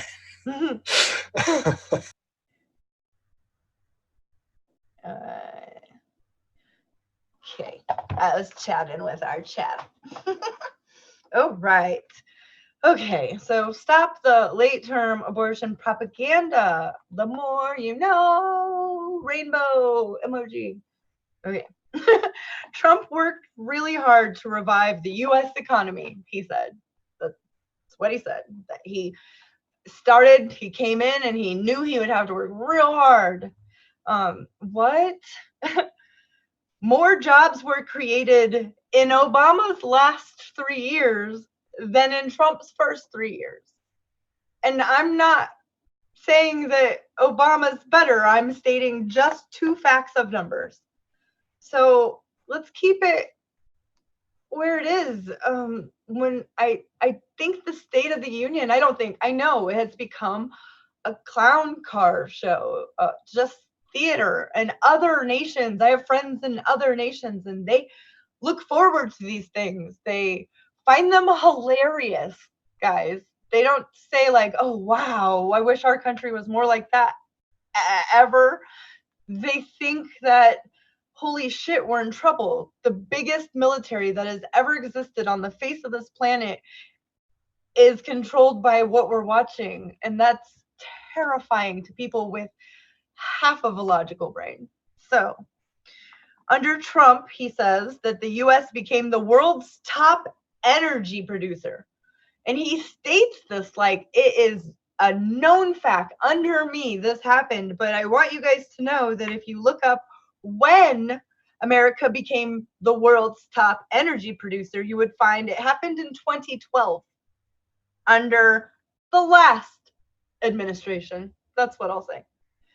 And that's under the United States government data. That's didn't have to go anywhere to look for that except for our own government. Illegal border crossings down 75% since May, he says. I think that this is misinformation bigly. That's what I think. Illegal crossings have dropped since May, but illegal crossings have increased, not decreased, under Trump altogether. It's 977,509. That's 977,509 people in the fiscal year of 2019 alone. The highest number since 2007, since George W. Bush. All right. Trump claims that under him, new cures for childhood cancer have been funded. But no way, Jose, because his budget, anyone can look up his budget. His budget is there for anyone to browse through. Just take a little browse, look up different things that he's taking in and putting out, mostly taking out. His 2020 budget would take away $897 million from the National Cancer Institute. So why? You're just saying dumb shit that anyone can fact check. Trump claims to be ending the Afghanistan war. He's going to bring back our troops, he says. He did campaign. And then we're going to send them all to space. Space Force. Yeah, we are going to do that. But how can you say that I am bringing our boys and girls home. I am ending the Afghanistan war, except for I need to send 14,000 more troops real quick. That doesn't, I don't know. I'm not really good at math, but I can math that 14,000 more is not any less, not one number less, it's more. So, I mean, that's just addition. I'm good at that. And he has more are going to be sent. So they just right now, people, I didn't even write about this. This is about the actual state of our union. There is a submarine that is fitted with a goddamn nuclear weapon right now in the water, out and about. Why do we need to have that on there? We haven't done this in decades. Because it's like everyone on this planet knows who has the biggest military. Everyone knows who has the scariest military. But we still got to be the kid with the magnifying glass holding it over the ants, burning them. You know, I don't understand. Let's say a malfunction happened. Where's the boat located, bro? It doesn't make sense. We are so much closer to the 12 o'clock doomsday clock than we have ever been before. Okay, back to the state of our union. The fake state of our union. That was the actual state of our union. He says unemployment is the lowest ever in the whole world. Actually, the unemployment rate has been rising for more than a decade. Numbers show unemployment went from 10% to 4.7% under the previous administration, and momentum was handed to whomever became the next president. Not to mention, underemployed isn't mentioned, people who are double employed because they're working two jobs that are both minimum wage just to break even. Hopefully they don't get sick because then they fall behind. Like, none of that's talked about. That's because they don't deal with this. This is not their life. That's why we need more of us in positions of leadership. Unemployment has fallen. It has under Trump. I'll give that to him. In 3 years, you know, the previous administration inherited it at 10 or more percent. It was 10 to 11 to 10, back and forth, down to 4.7 under the previous administration. So it was 4.7 when Trump took over, and it has fallen an additional 1.2% in 3 years. So Trump says that he will always protect Medicare and Social Security. He loves them so much, he wouldn't do anything. She is talking straight out his motherfucking ass. You cannot believe that. I don't care if you're a Trump supporter. That's great. But if you depend on either of these or both of these, you should do your due diligence before you vote for him or any conservative ticket, because that is the thing they want to cut and privatize more than they get boners over it. Okay. Trump definitely does. He sees all this money coming in from all these lowly regular taxpayers. Like, it's just a huge amount of he's foaming at the mouth. And if they could privatize it, those would be their gains. And that's not going to happen under a Bernie Sanders. That's not going to happen under, I think, anyone who wants to get reelected. Nobody would touch that. That's just crazy. But under Trump's 2020 budget, which anyone can go see, it calls for a $600 billion cut to Medicare. And I'm not going to go into Social Security because he wants to cut that too. I'm just saying, give it a look. Give it a look. And if that's okay with you because of tribalism or reasons, then maybe you shouldn't vote ever again.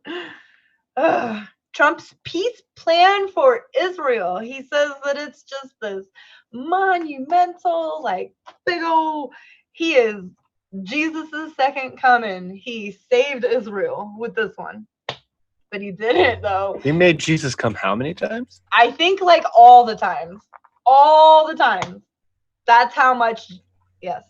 This is like every, in Trump's mind, all of his, Christians, the evangelicals, the Zionists, they just, this is what they wanted, and that's what he gave them. And then when you sit down and read about it, and you're like, okay, that joke I just came up with in my head, that was like hyperbole and for real. Like, oh shit, that is what happened. He isn't doing anything that's good for the people. He's doing something that's good for a specific people at the detriment to anyone else. And it's not even close to a peace deal. It favors Israelis' right-wing government's ideals. That's what it does. And their ideals of peace is an apartheid state.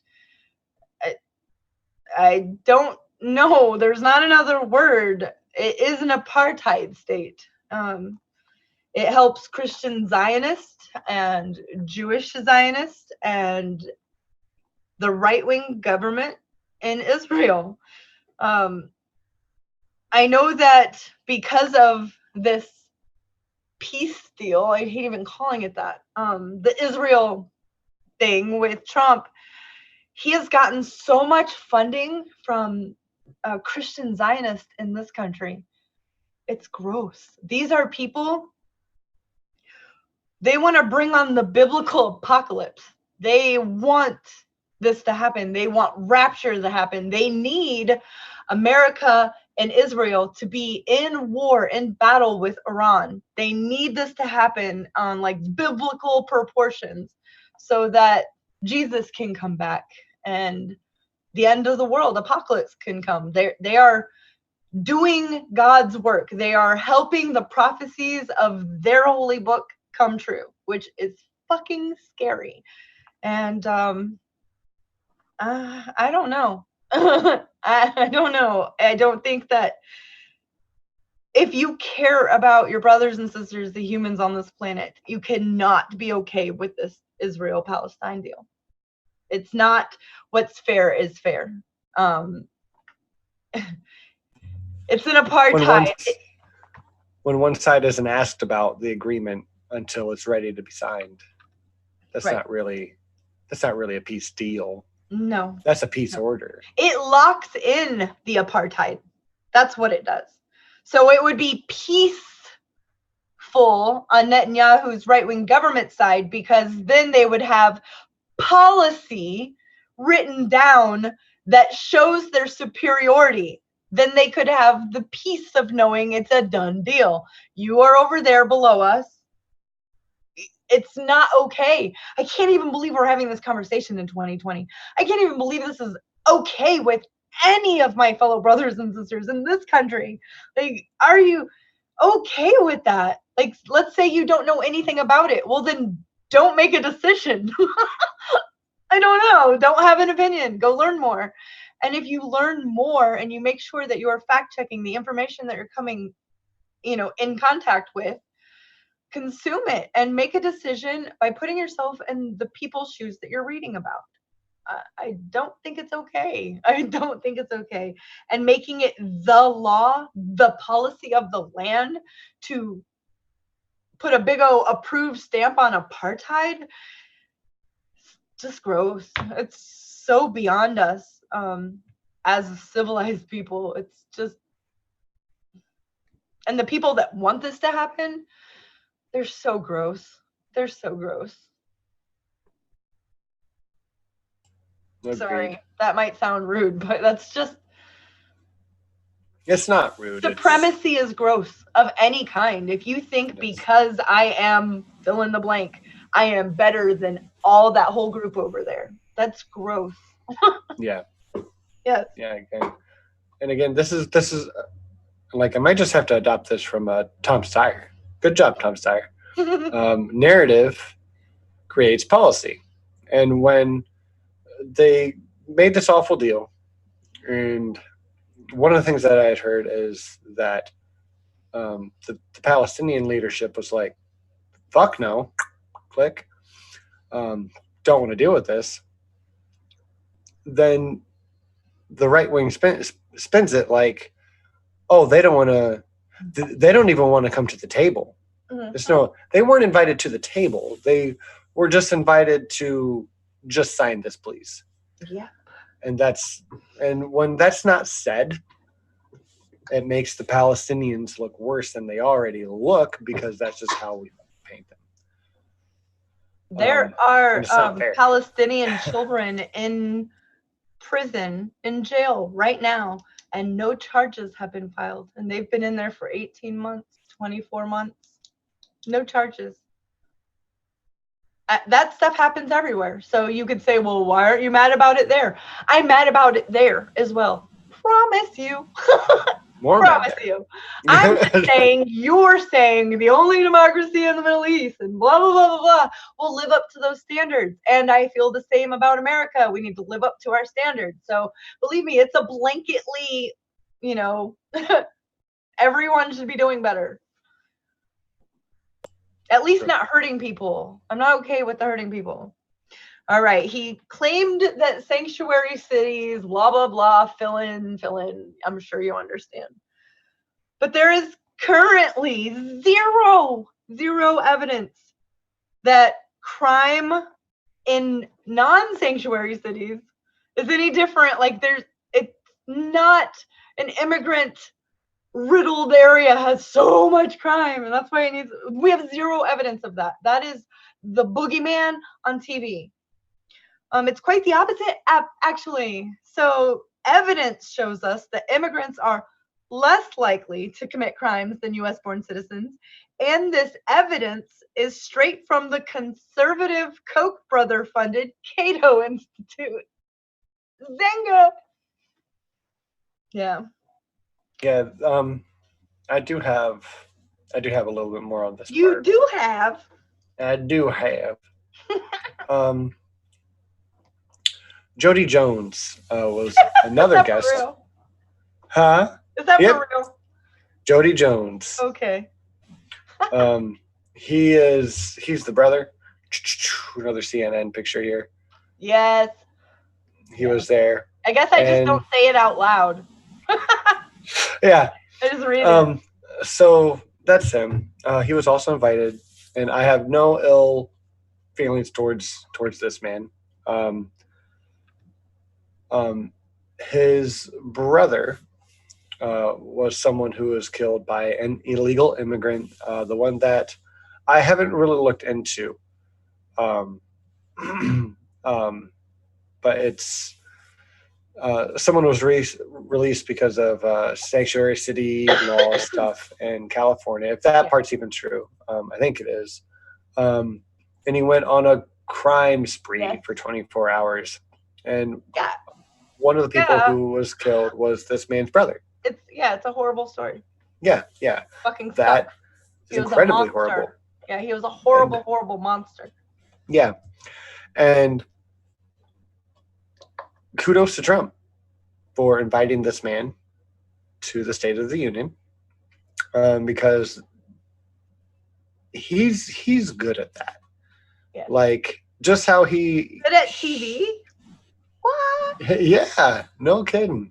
Just like he brought the ones who accused Hillary Clinton's husband. Bill Clinton. Yeah, that was monstrous. That was some like gangster shit. That was some shit. But he's good at revving up his base and using. Oh, what's the word when you just have one example of something happening and being like, oh, this is this is one of our hugest issues now. He's good at that, and I'm sure it felt really good to Jody Jones to get some national recognition for his pain. And Trump's probably somewhat of a hero to him for recognizing it. This, to me, this is what we're dealing with. This is the kind of hero we're dealing with to the right. That we need to be. I don't think it's real smart policy. to dehumanize anyone ever for any reason. And so Trump is a human, and it's okay that somebody that I physically don't like I do not like, whether he's a president or not, before that, I don't like that type of human aggressive being. Physical violating man. I just don't appreciate it. And it's okay for me to have those feelings that are mine, and that's how I feel, and still say, when he released that woman from prison because of some drug nonviolent charge, yes, you did a good thing, and that's what I want more of, and thank you, and congratulations, and on you, you did it. And still not like all of the other things that I don't like about you. So we need to understand that that's possible. It's not black and white. It's gray. Right. And if hey, it's gray. Thank you, Christy. The issue here, though, is when he does decent things like this, because he's capable of it, and he does it often enough to really look like a good guy, when the majority of what he does is pretty atrocious or sneaky. We should have done this years ago. We should have had common sense laws in place that it doesn't matter if he's an illegal immigrant or not. It matters what the crimes are.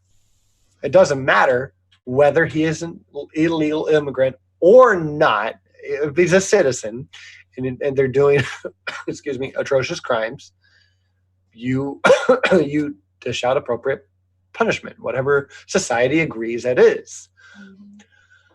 And as people on the left or Democrats, people that we have elected, if they don't take care of it, when they do little things like this, they look like the good guys. We look like the useless ones.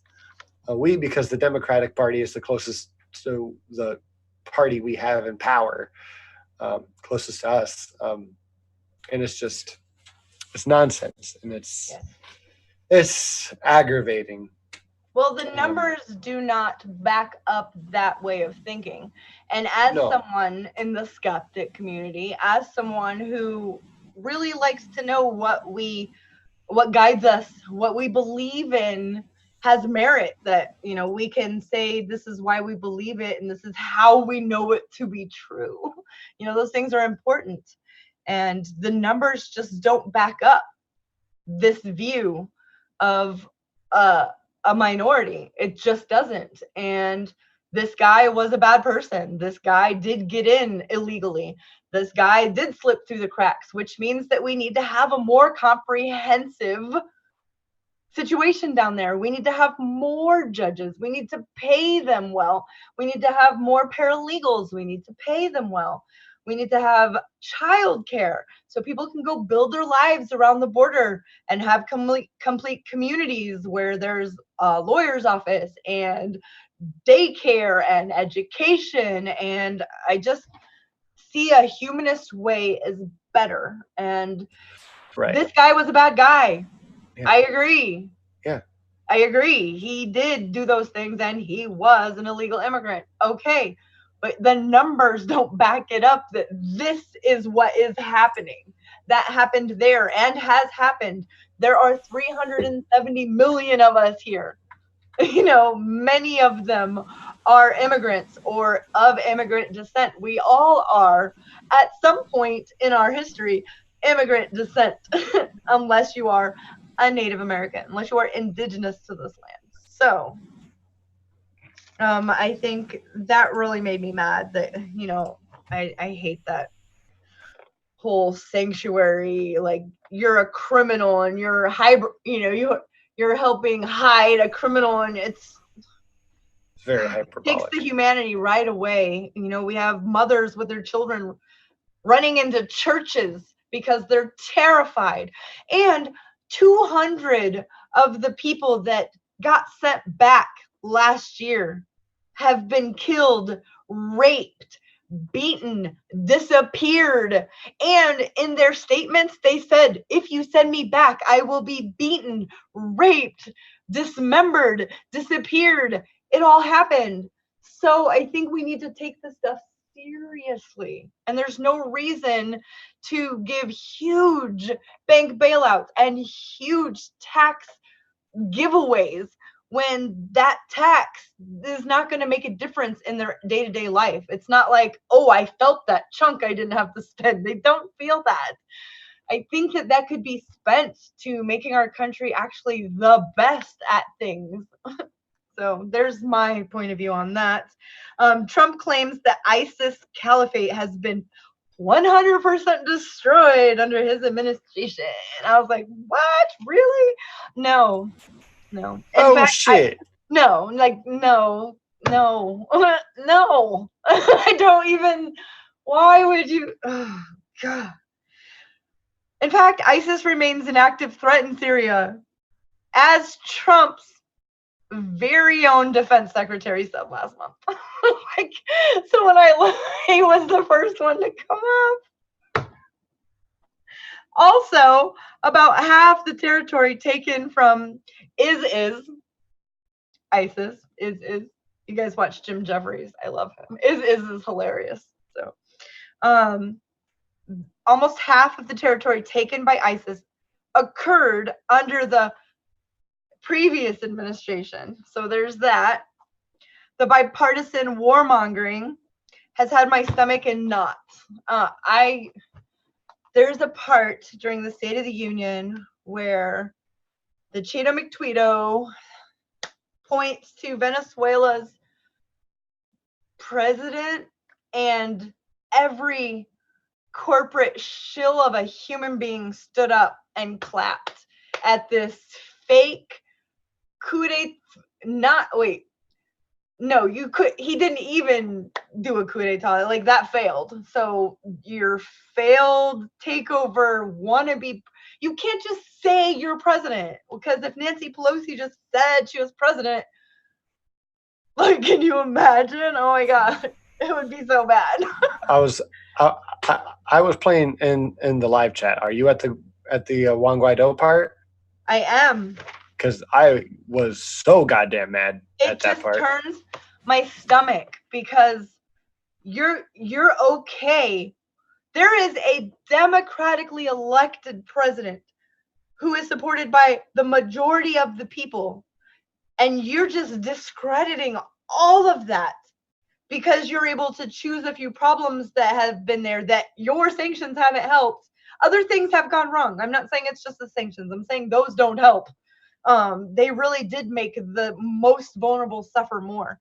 And this right-wing crazy fucker who didn't have any percent of the party behind him, no votes from a specific clique inside Venezuela of mostly white European descent Venezuelans who are more on the wealthy side, who have homes also in Miami. Not all of them, but many of them.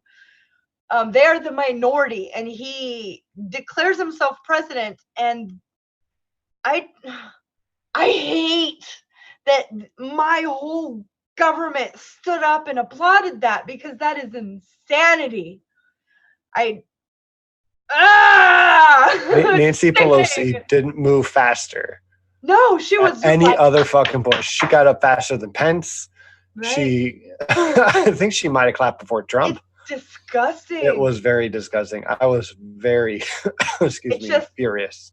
We got to vote them out. They got to go, because the American people, the majority of us, don't agree with that. Just the multinational corporations who, by our Constitution, says they're people. It's a people. They're a minority. So I would like to point out, I didn't take a picture of this, but you can look it up pretty easily. So they stood and clapped for him,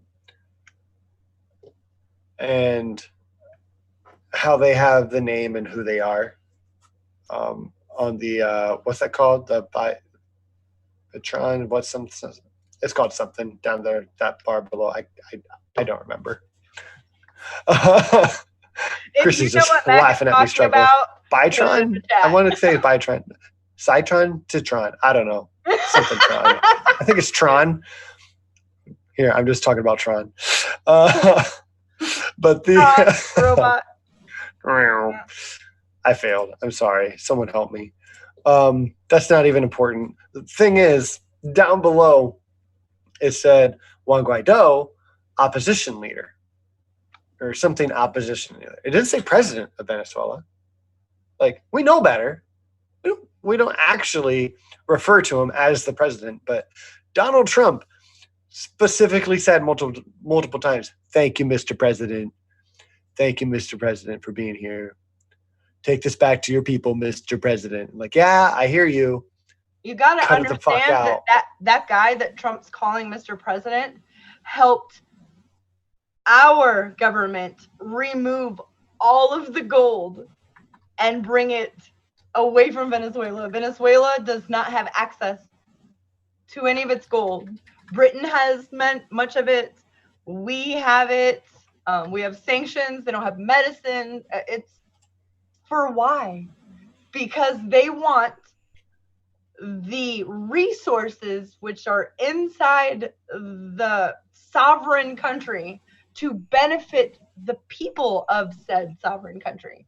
And many corporations don't want that. They want to set up shop and get cheap oil and be able to reap private benefits from resources so big it can fund a country. Like, do you see the greed?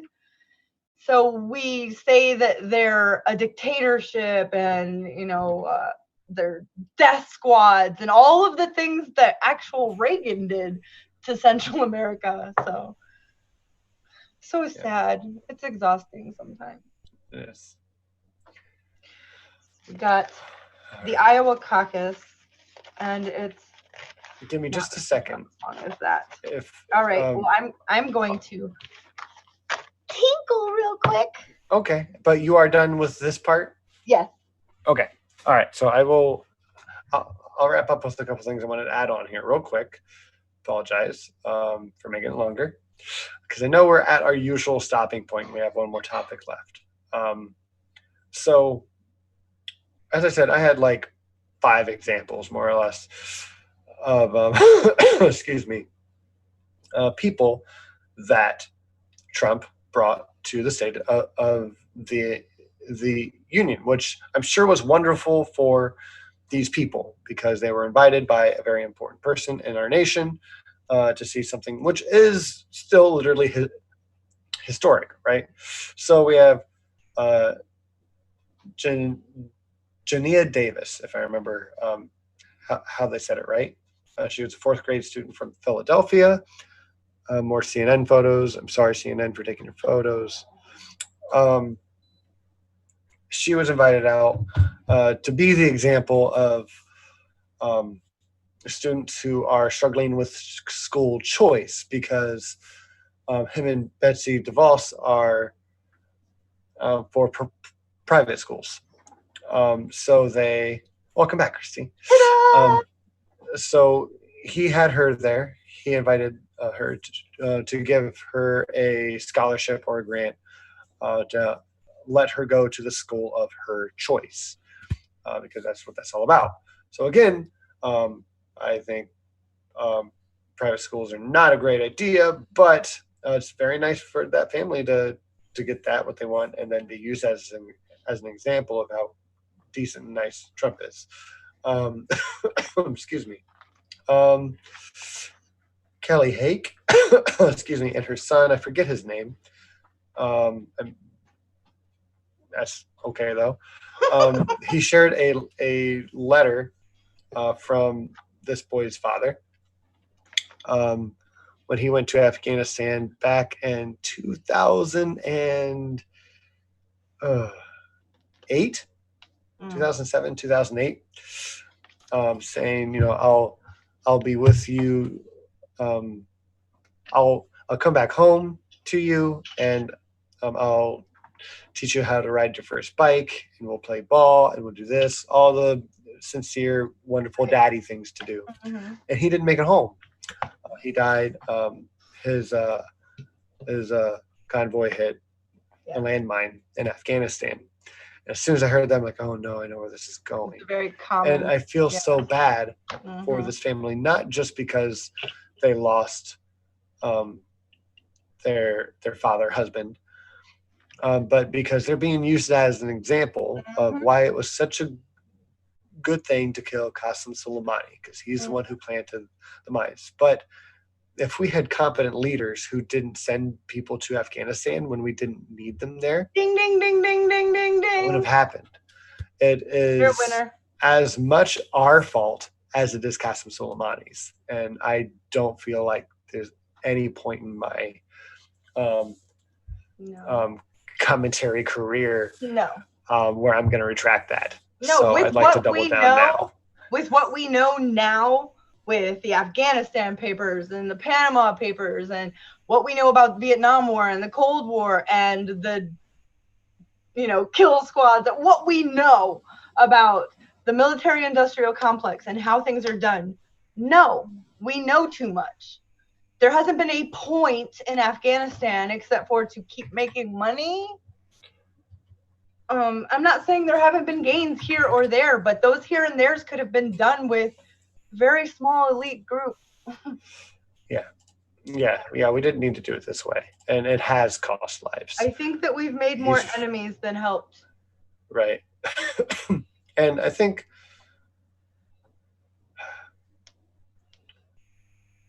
Trump's good at pointing those things out for his narrative, and to a point, he has the right to do it. You're right. So again, kudos to him and his base. Just one more picture I want to show was this one. He brought one of the, I think he's a major, maybe a general. I didn't get the photo with his title, but he brought him back to his family, and his family he had invited there, and she was sitting over by, I think, actually, it'll probably show me. I think it was his daughter. Nope, it was by Melania, who was also sitting next to Rush Limbaugh, which we didn't even get to that. No, there's no. Mm-mm. Yeah. For what? Yeah. Don't even. You don't know what I'm talking about. Of his name, nothing near mine ever. Yeah. Nope. Yeah. Yeah. He got a special award, and he shouldn't have gotten it because that man's not a man for freedom or peace, really, unless it suits himself or his demographic. He's a bad person. Yeah. Yes. So that was kind of depressing because Bernie Sanders deserves that award more than Rush Limbaugh. And so many people. He's an political opponent. There are so many people that have been. What's her name from Code Pink? Oh yeah. Yes. I don't remember her name either. Medea Benjamin. Medea Benjamin. Yes. Amazing. Like she is out there day in and day out. The president of the Veterans Against War. He's out there, an old man, going to all these protests still, even though he got beat up over the Venezuelan embassy thing, trying to bring food to his comrades. It's just crazy. Yeah. So, scary times. Yeah. That was the last bit that I wanted to share. I just wanted to point out that he said a lot of things that he just said didn't back up, and then he had a lot of people there to help his narrative. And that was smart. That was smart. Good TV. Yeah, it's good TV. You get the feels and the emotion and the, And then let's make a policy to stop these our military leaders and our military members. We should bring them up more often, not just for a president's agenda. Right. the freaking Toys for Tots. Who doesn't know about Toys for Tots? The Marines. They're so cute. Like, that's an amazing thing. They have that name, Toys for Tots, is forever taken. Like, it's done because of them. And that's just a group of men in the military who wanted to make sure kids had a good Christmas. And now it's a thing, like a big, real thing. So I think we should talk about them more often, not just for his narrative. All right. Yes. This All right. Iowa caucus. Man. I'm ready for Iowa. Let's switch it to Iowa. All right. Okay, so really, I know. Like, you guys, it's not even like a huge state. Seriously. All right, so I have just a whole bunch of information, so I didn't want to write anything to you. I'll just discuss these facts that I know about what happened. In one case, in Black Hawk County, delegates for Bernie were mistakenly given to Deval Patrick. Tell me how that could happen. What's with those quotations and question marks? Come on, it was totally an accident. Who would do that, Christy? Right, who would do that? Iowa Democrats slowly released the tally numbers, I think, and many other people think now, to favor Mayor Pete, because they would leave out, like, they would have all this area done. These numbers are in, but a couple of these areas, they're like, just leave those out. Because if you give these, it looks like this. And if you add those, it doesn't. And because they were smaller areas, but there was a lot more punch because they were cities. They were bigger cities. They were college towns.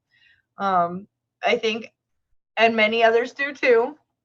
Because of this, they allowed Pete to claim an early victory. And don't even know how he would know to say that. So I'll get to that. Does Iowa represent America? I asked myself, because, you know, it is 2020 and things do change and our demographics have changed tremendously. I was born in Iowa. Iowa today doesn't look anything like Iowa of 1976, of the 80s, of the 90s. It just doesn't. So no, the answer is no. Do we really want our candidates chosen via coin tosses? I asked myself. Am I okay with that? No, I don't want leaders chosen by chance. I want them chosen by democratic process. Wait, we're not the Democrat. Hold on. Never mind. Right? It's in the name. God, you can't even get your name right. As results were released, they didn't show areas of strength for Sanders. So that goes back to the thing before. They really wouldn't. Whenever an area would come in that was winning for Sanders, it wouldn't even be talked about. You'd get the numbers. It was very, I have to say, it was almost like living in Twilight Zone. Watching what 2 or 3 years ago I would have thought would be like a Twilight Zone episode, but watching it in real time happen. I've asked myself a lot, do I right now, if someone were to ask me honestly, do I trust the democratic process? No. Is that sad? That's sad. Breaks my heart. I don't want that to be true. Also, no. Right. I want to say yes. I want to believe it, but I don't have that immediate, like, well, yeah, of course. I don't have that. Yeah. Can I add to that real quick? Not that she's here or it needs to be said what everyone thinks, but I like the way that Kim Iverson said it because it was very polarizing. The way she said it is just we go around the world trying to give all these other countries democracy, right?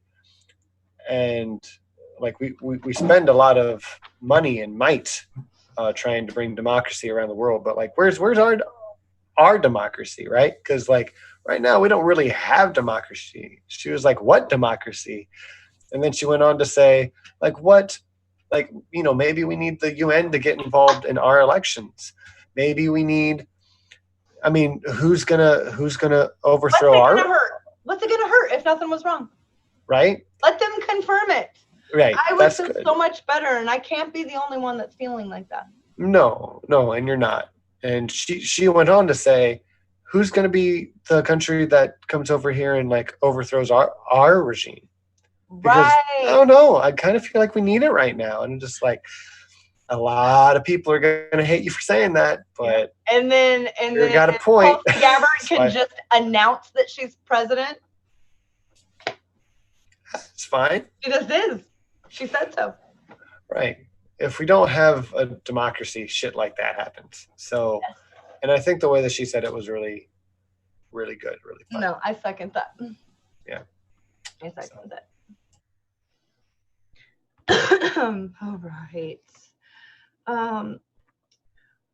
Or there's the Iowa caucus chairperson is Hillary Clinton's person. How about that? The Iowa caucus chairperson is Hillary Clinton's person and was having dinner the night before the caucus with a woman named Tara McGowan, who is behind the Shadow app. More about her in a second. Is this the Tony guy you're talking about? Tony? That's a girl. Tony? Oh, about the Iowa chairperson? Yeah. There's his name, just Iowa caucus chairperson. He was on the TV all week. Okay. I forget his name. Tony something. Sorry. Yeah, but he worked for Hillary Clinton's campaign. And he was having dinner the night before caucus with Tara McGowan, who is behind the Shadow app that destroyed this tally. Or that Tom Perez, corporate shill that we know so well, starts demanding a recanvassing the very moment that Bernie Sanders declares victory. Or that there was obviously behind the scenes deliberate campaign to deny Senator Sanders his victory, which should definitely provide Sanders with a huge momentum going through New Hampshire and on. And it has. People have been donating like a bazinga, like y'all crazy trying to fuck Bernie. So we're gonna have to keep fighting like we're 15 points behind.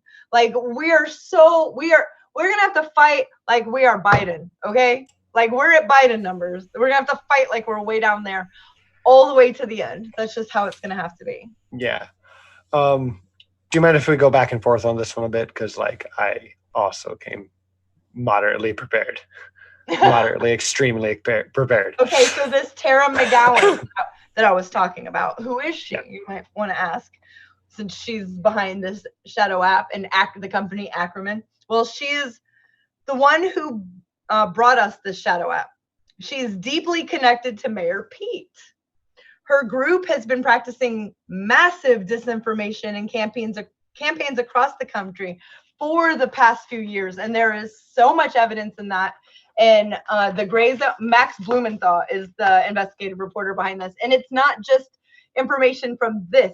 There's so much from months back who these people are, what they've been doing. Tara McGowan is the head of Ackerman, which is behind the Shadow app, Shadow Inc., and she's married to the senior advisor on Pete Buttigieg's campaign. That's not shady. Right. Hold on. Dark money forces behind this group, Ackerman and Acronym and the Shadow app. The LinkedIn founder, Reid Hoffman, helped fund and develop this app with her. Also, Peter Thiel of PayPal, who's worth over $2 billion as well, was a mentor to Zuckerberg as well. So you see where this is happening. All of whom know very well how to manipulate through social media. Right. These are corporate actors who've been working to privatize so much of our economy and foreign economies all over the planet. This group is also cashing in big time in the private prison sector. Okay.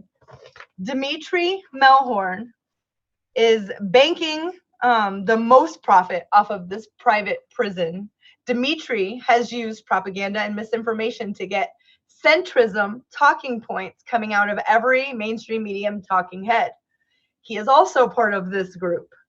Matter of fact, the Senate report on Russian interference was written by disinformation warriors behind this same Shadow Inc. and the false flag operation hailed by Congress in Alabama. The two people most exposed in this misinformation campaign are Jonathan Morgan and Ryan Fox. Look them up. Both are involved behind the scenes in Iowa. These misinformation propagandists spread Russian propaganda, then create ways or programs to fend off Russian propaganda and cash in. Look up Project Birmingham if you want more information about the last minute or 2 minutes that I was just talking about. Project Birmingham will explain all of that to you. Robbie Mook, Hillary's campaign manager. Hours after Hillary lost, he led the campaign to blame Russian hackers. He's a part of this group. Robbie set up a group at Harvard funded by Facebook and the same group of people to protect elections from the same Russian interference that he was saying was happening, that he had been warning everyone about. He stirred up much panic and fear. Then he cashed in as well. See a pattern. These are the people behind the Shadow app. So essentially, these are hedge funders who move their money around through shell companies, offshoring and using all of the loopholes and filthy fucking tactics to avoid paying taxes. And they are funding the future generation of the Democratic Party. They also are funding Pete motherfucking Buttigieg. So think about this, people. I just got one more, and this blows my fucking mind. Okay. Seth Klarman, biggest funder of Ackerman. Seth Klarman, I will put a link as soon as I'm done right here to this article on Seth Klarman. I don't want him anywhere near our democratic process. Okay, biggest funder of Ackerman or Shadow Inc. He's also Pete Buttigieg's biggest individual funder. Okay, Seth Klarman has dedicated his life to funding the Israel lobby. Think about this. I mean, really think about this. Seth vehemently, oh gosh, with his whole heart supports Israel settlers taking Palestinian land. He funds the settlements. He's involved in this group. He is funding Pete Buttigieg. Guys, wake up! Send all of this to me. Okay, I will. We must fight back. I think we must vote in droves. We have to win our democracy back. I used to say we have to save it, but if this is allowed to happen, and all of this, I gotta send you the article, and I'll put a video in the chat too, and then after the video, I'll go back and put it underneath as well. This group shouldn't have their filthy, greedy paws on the democratic process. I would feel so much comfortable if a third party came in to do our elections. It could be a left and a right state come into a different state. Yeah. You know, as long as, and they have to be volunteers. You have to make sure that, you know, they're not one way or the other. They just are honest people.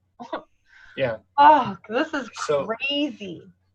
All right. So I don't know where to start now because I had a place to start and then you told me I'm a so couple sorry. things I didn't know. So I already was skeptical about Pete getting as much support as he got because that's strange for someone, right? To me, was looking like they were about to drop the fuck out. Right? It's strange. It's very strange. And I'm not saying that he cheated or was set up to win, but I'm saying there's enough probable cause here to where you can't just take it off the table.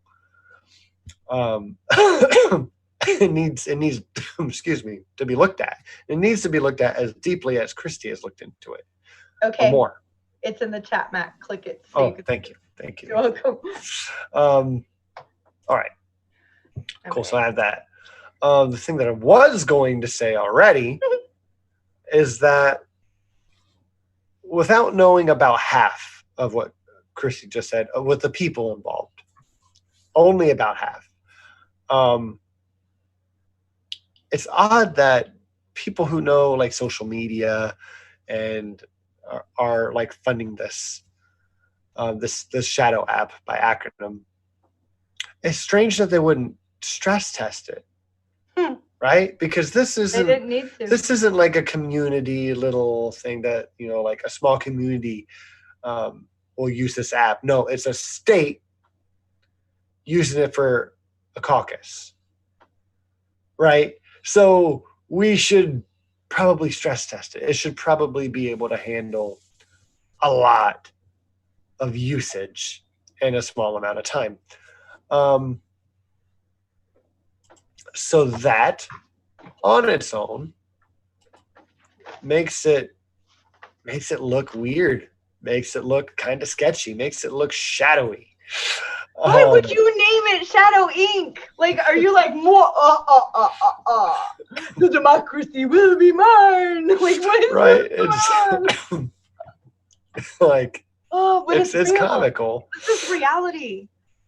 We're in a really weird historical time, and it's going to reflect that. It's going to be like people are going to fall asleep reading politics for a few years, and then they're going to be like, what the fuck? Right around, I'd say 79, 80. It was like, what is really going on here? And it's just been crazier every single election cycle. Yeah. And now it's like when you read the fall of Rome and the fall of ancient civilizations, how theatrical it was at the end, and lots of war. And is this it? Is this our farewell tour? It's a good question. Yeah, I do ponder it. Yeah. So a little more about this Iowa thing real quick. Is because that's just a bit of it. Just the shadow app. Some good news. I'll give you the good news first. Is that on some more mainstream outlets like Politico, and On the Hill, and a few other things. I think the Washington Post as well. Yeah. They're writing about how people are really, really pissed about this, which they should be, and isn't fucking news. But in each of these stories, it mentions other people in Congress and other representatives saying this was so fucking incompetent. Yeah. What's going on? Where was Tom Perez? Why did it take him so long to do this? What's up with the DNC? Tom Perez has to go. I've seen on 3 articles written in the last 24 hours, Tom Perez needs to go. And that is awesome. I agree. So that Tom Perez should pack his shit and leave. I'm with you. He should. And I'm hoping to see more of this. And sorry, I opened the thing and now. Hi, Bernie. Are you playing it for us? No. So yeah, so that's the good thing is I'm seeing multiple stories saying Tom Perez showed some incompetence. He needs to get the fuck out. And Agreed. That would be wonderful. It's not just a little incompetence. Comes out of this. Yeah, he showed a little incompetence a lot of times, all the time. Yeah, a lot. He does, yeah. I liked Ellis. I didn't want him. I wanted the other guy. Yeah. So that's a good thing out of this. One of the bad things is, and maybe you can, because I've heard both ways now. The DNC took over the counts. Yes. Is anyone okay with this? No one should be fucking okay with this. Right. And the satellite caucuses, they were the first ones counted. And They're the first ones in. Because they were so organized. They were Bernie very went organized. out and like door to door his campaign in these satellites. Yes. And he led them in a high majority. These were people who said over and over and over again, no one's ever come to talk to us. You see my cat taking my dinosaurs and leaving? Yeah, I did see a cat. Taking them and leaving. Quit taking my dinosaurs. So what was interesting about this, though, is since these were the first things recorded, they were the last things reported. Yep. That's weird. Why? Yep. Why? If you're having a hard time keeping everything fucking together and you're trying to report things as quick as possible, because they must be trying to report things as quick as possible, right? Because they reported stuff at 62% and 73%, right, and then 97%, right? Oh, I know. So they're doing it periodically because they want things out faster. Why hold on to things that are done? That's strange. That doesn't make sense. It really just points to things were fucky. This was rigged. I think it's a little hard to say how rigged it was and who was in on the rigging, but I think it's pretty incompetent to have the position that this wasn't rigged at this point. Nobody believes that. No, and no one should. I don't believe that there is anyone who cares about this election that feels like they can trust the best is being done to make it the most honest count ever. Yeah. No. So, yeah, I want to let you know the good news about the Tom Press stuff. I want to let you know that what I just said about the satellite caucuses. It looks like there wasn't as big of a turnout as we were hoping for. But it does look like there was a larger turnout of new voters and young voters, which is why Bernie Sanders did so well. Yep. But we were still hoping for just more in general. Those people said that no one had ever come talk to them. No one had ever involved them. Of course, they could have gone themselves. However, these are marginalized people that were from Sudan, people that, are second generation immigrant and just never been asked before. So that's why, there was so much more of a turnout, because Bernie said, why should they be left? But everyone should have representation. And that's what the government's hoping we don't realize. Because when we do, we're going to be unstoppable. Yeah. And speaking of unstoppable, we're like past 2.5 hours. I know. And we're just like fucking going. So it was a crazy week. It really was. And you guys really needed to know the names and at least a few places where you can go and find out who is behind that app. It's important. It is important. These are not the best morally people. They have financial on the bottom line, and they will buy and sell democracies like they are, a lap dance. They don't care. So, yeah. Uh-oh. That sounds better. Yeah. Sorry, all my stuff's going crazy. Okay. There is more to Iowa that I want to talk about, but I'm getting tired now and I'm losing it. So I think I'm going to give it a rest for now. We'll probably visit this again next week because we're probably going to get a little more info, and we'll try to make it not another hour. Yeah. I do want to say that Bernie Sanders has at least 6,000 more votes than any other candidate on the entire ballot. And where I come from, that means you win. He's so cute in his sweater. Yeah, he's got his blue sweater like on. Grandpa Bernie. You're just so stinking cute. Yeah. Yep. So great job to Bernie. Great job to his campaign, the people who went out and campaigned for him and went through the wind and the rain and the snow. And also for all the people who went to caucus. Yes. Everyone who went out there. Thank you. If any of you are watching, All of us really appreciate you just taking the time out of your day, because Kyle Kalinske said that some people reported that I've been in line for 5 hours to caucus for Bernie. And that's amazing. So, because you're not paid to go out and vote or caucus. So thank you for taking time out of your. I have strong ideas about the caucus and whether we should keep doing it. Is it archaic? Is it antiquated? Is it fair? But that can be a whole nother show.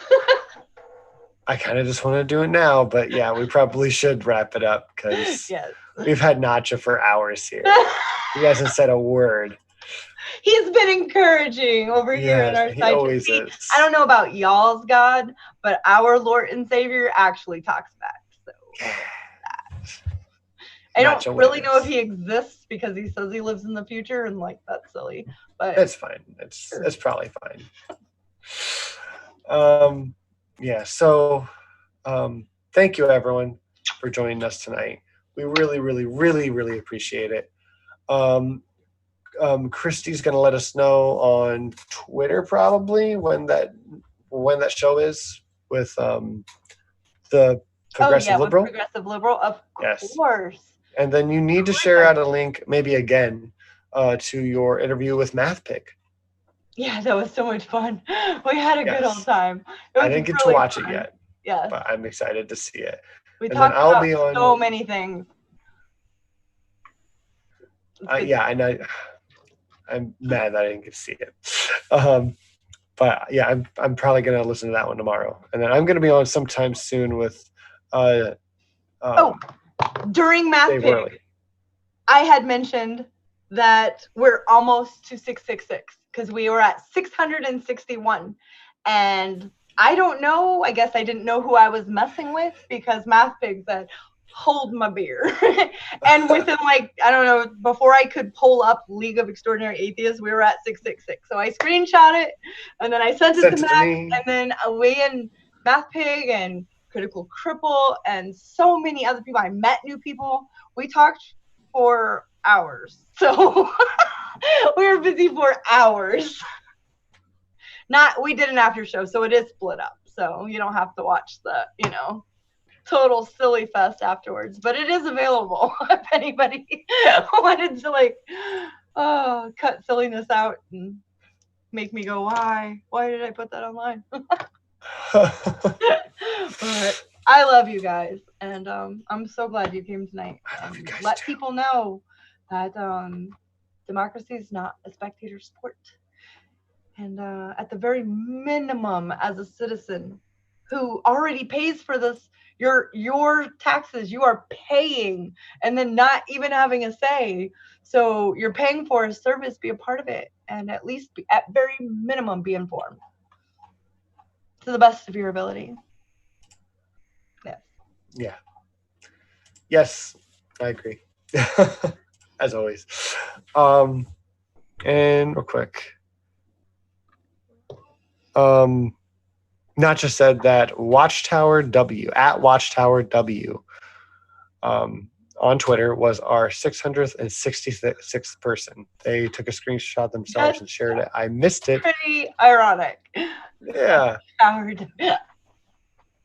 Yay! So, yes. Thank you very much to Watchtower W and everyone else who has subscribed. And MathPig's people who just jumped on and everyone else, especially our first ones, and Dad. Thanks, Dad.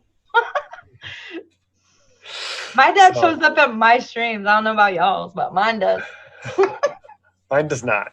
I'm still trying to get him to stop watching Fox News. I'm very fortunate. But someday, he'll tune in, and every week I'm going to keep telling myself that. I will share him with you. He could be your dad too. Just call him Pops. I call him Pops. Pop. All right. We're going to let you go. Thank you for joining our almost 3-hour stream. I know. We appreciate you all being here. Nacha, we love you. You are wonderful. I hope you all have a good weekend. We will be back again next week with stuff and things. Maybe with a guest, maybe not. You never know. We kind of do it on the fly. And hope you guys all have a wonderful weekend. We love you. And stay humanist for godless sake. Stay humanist for godless sake.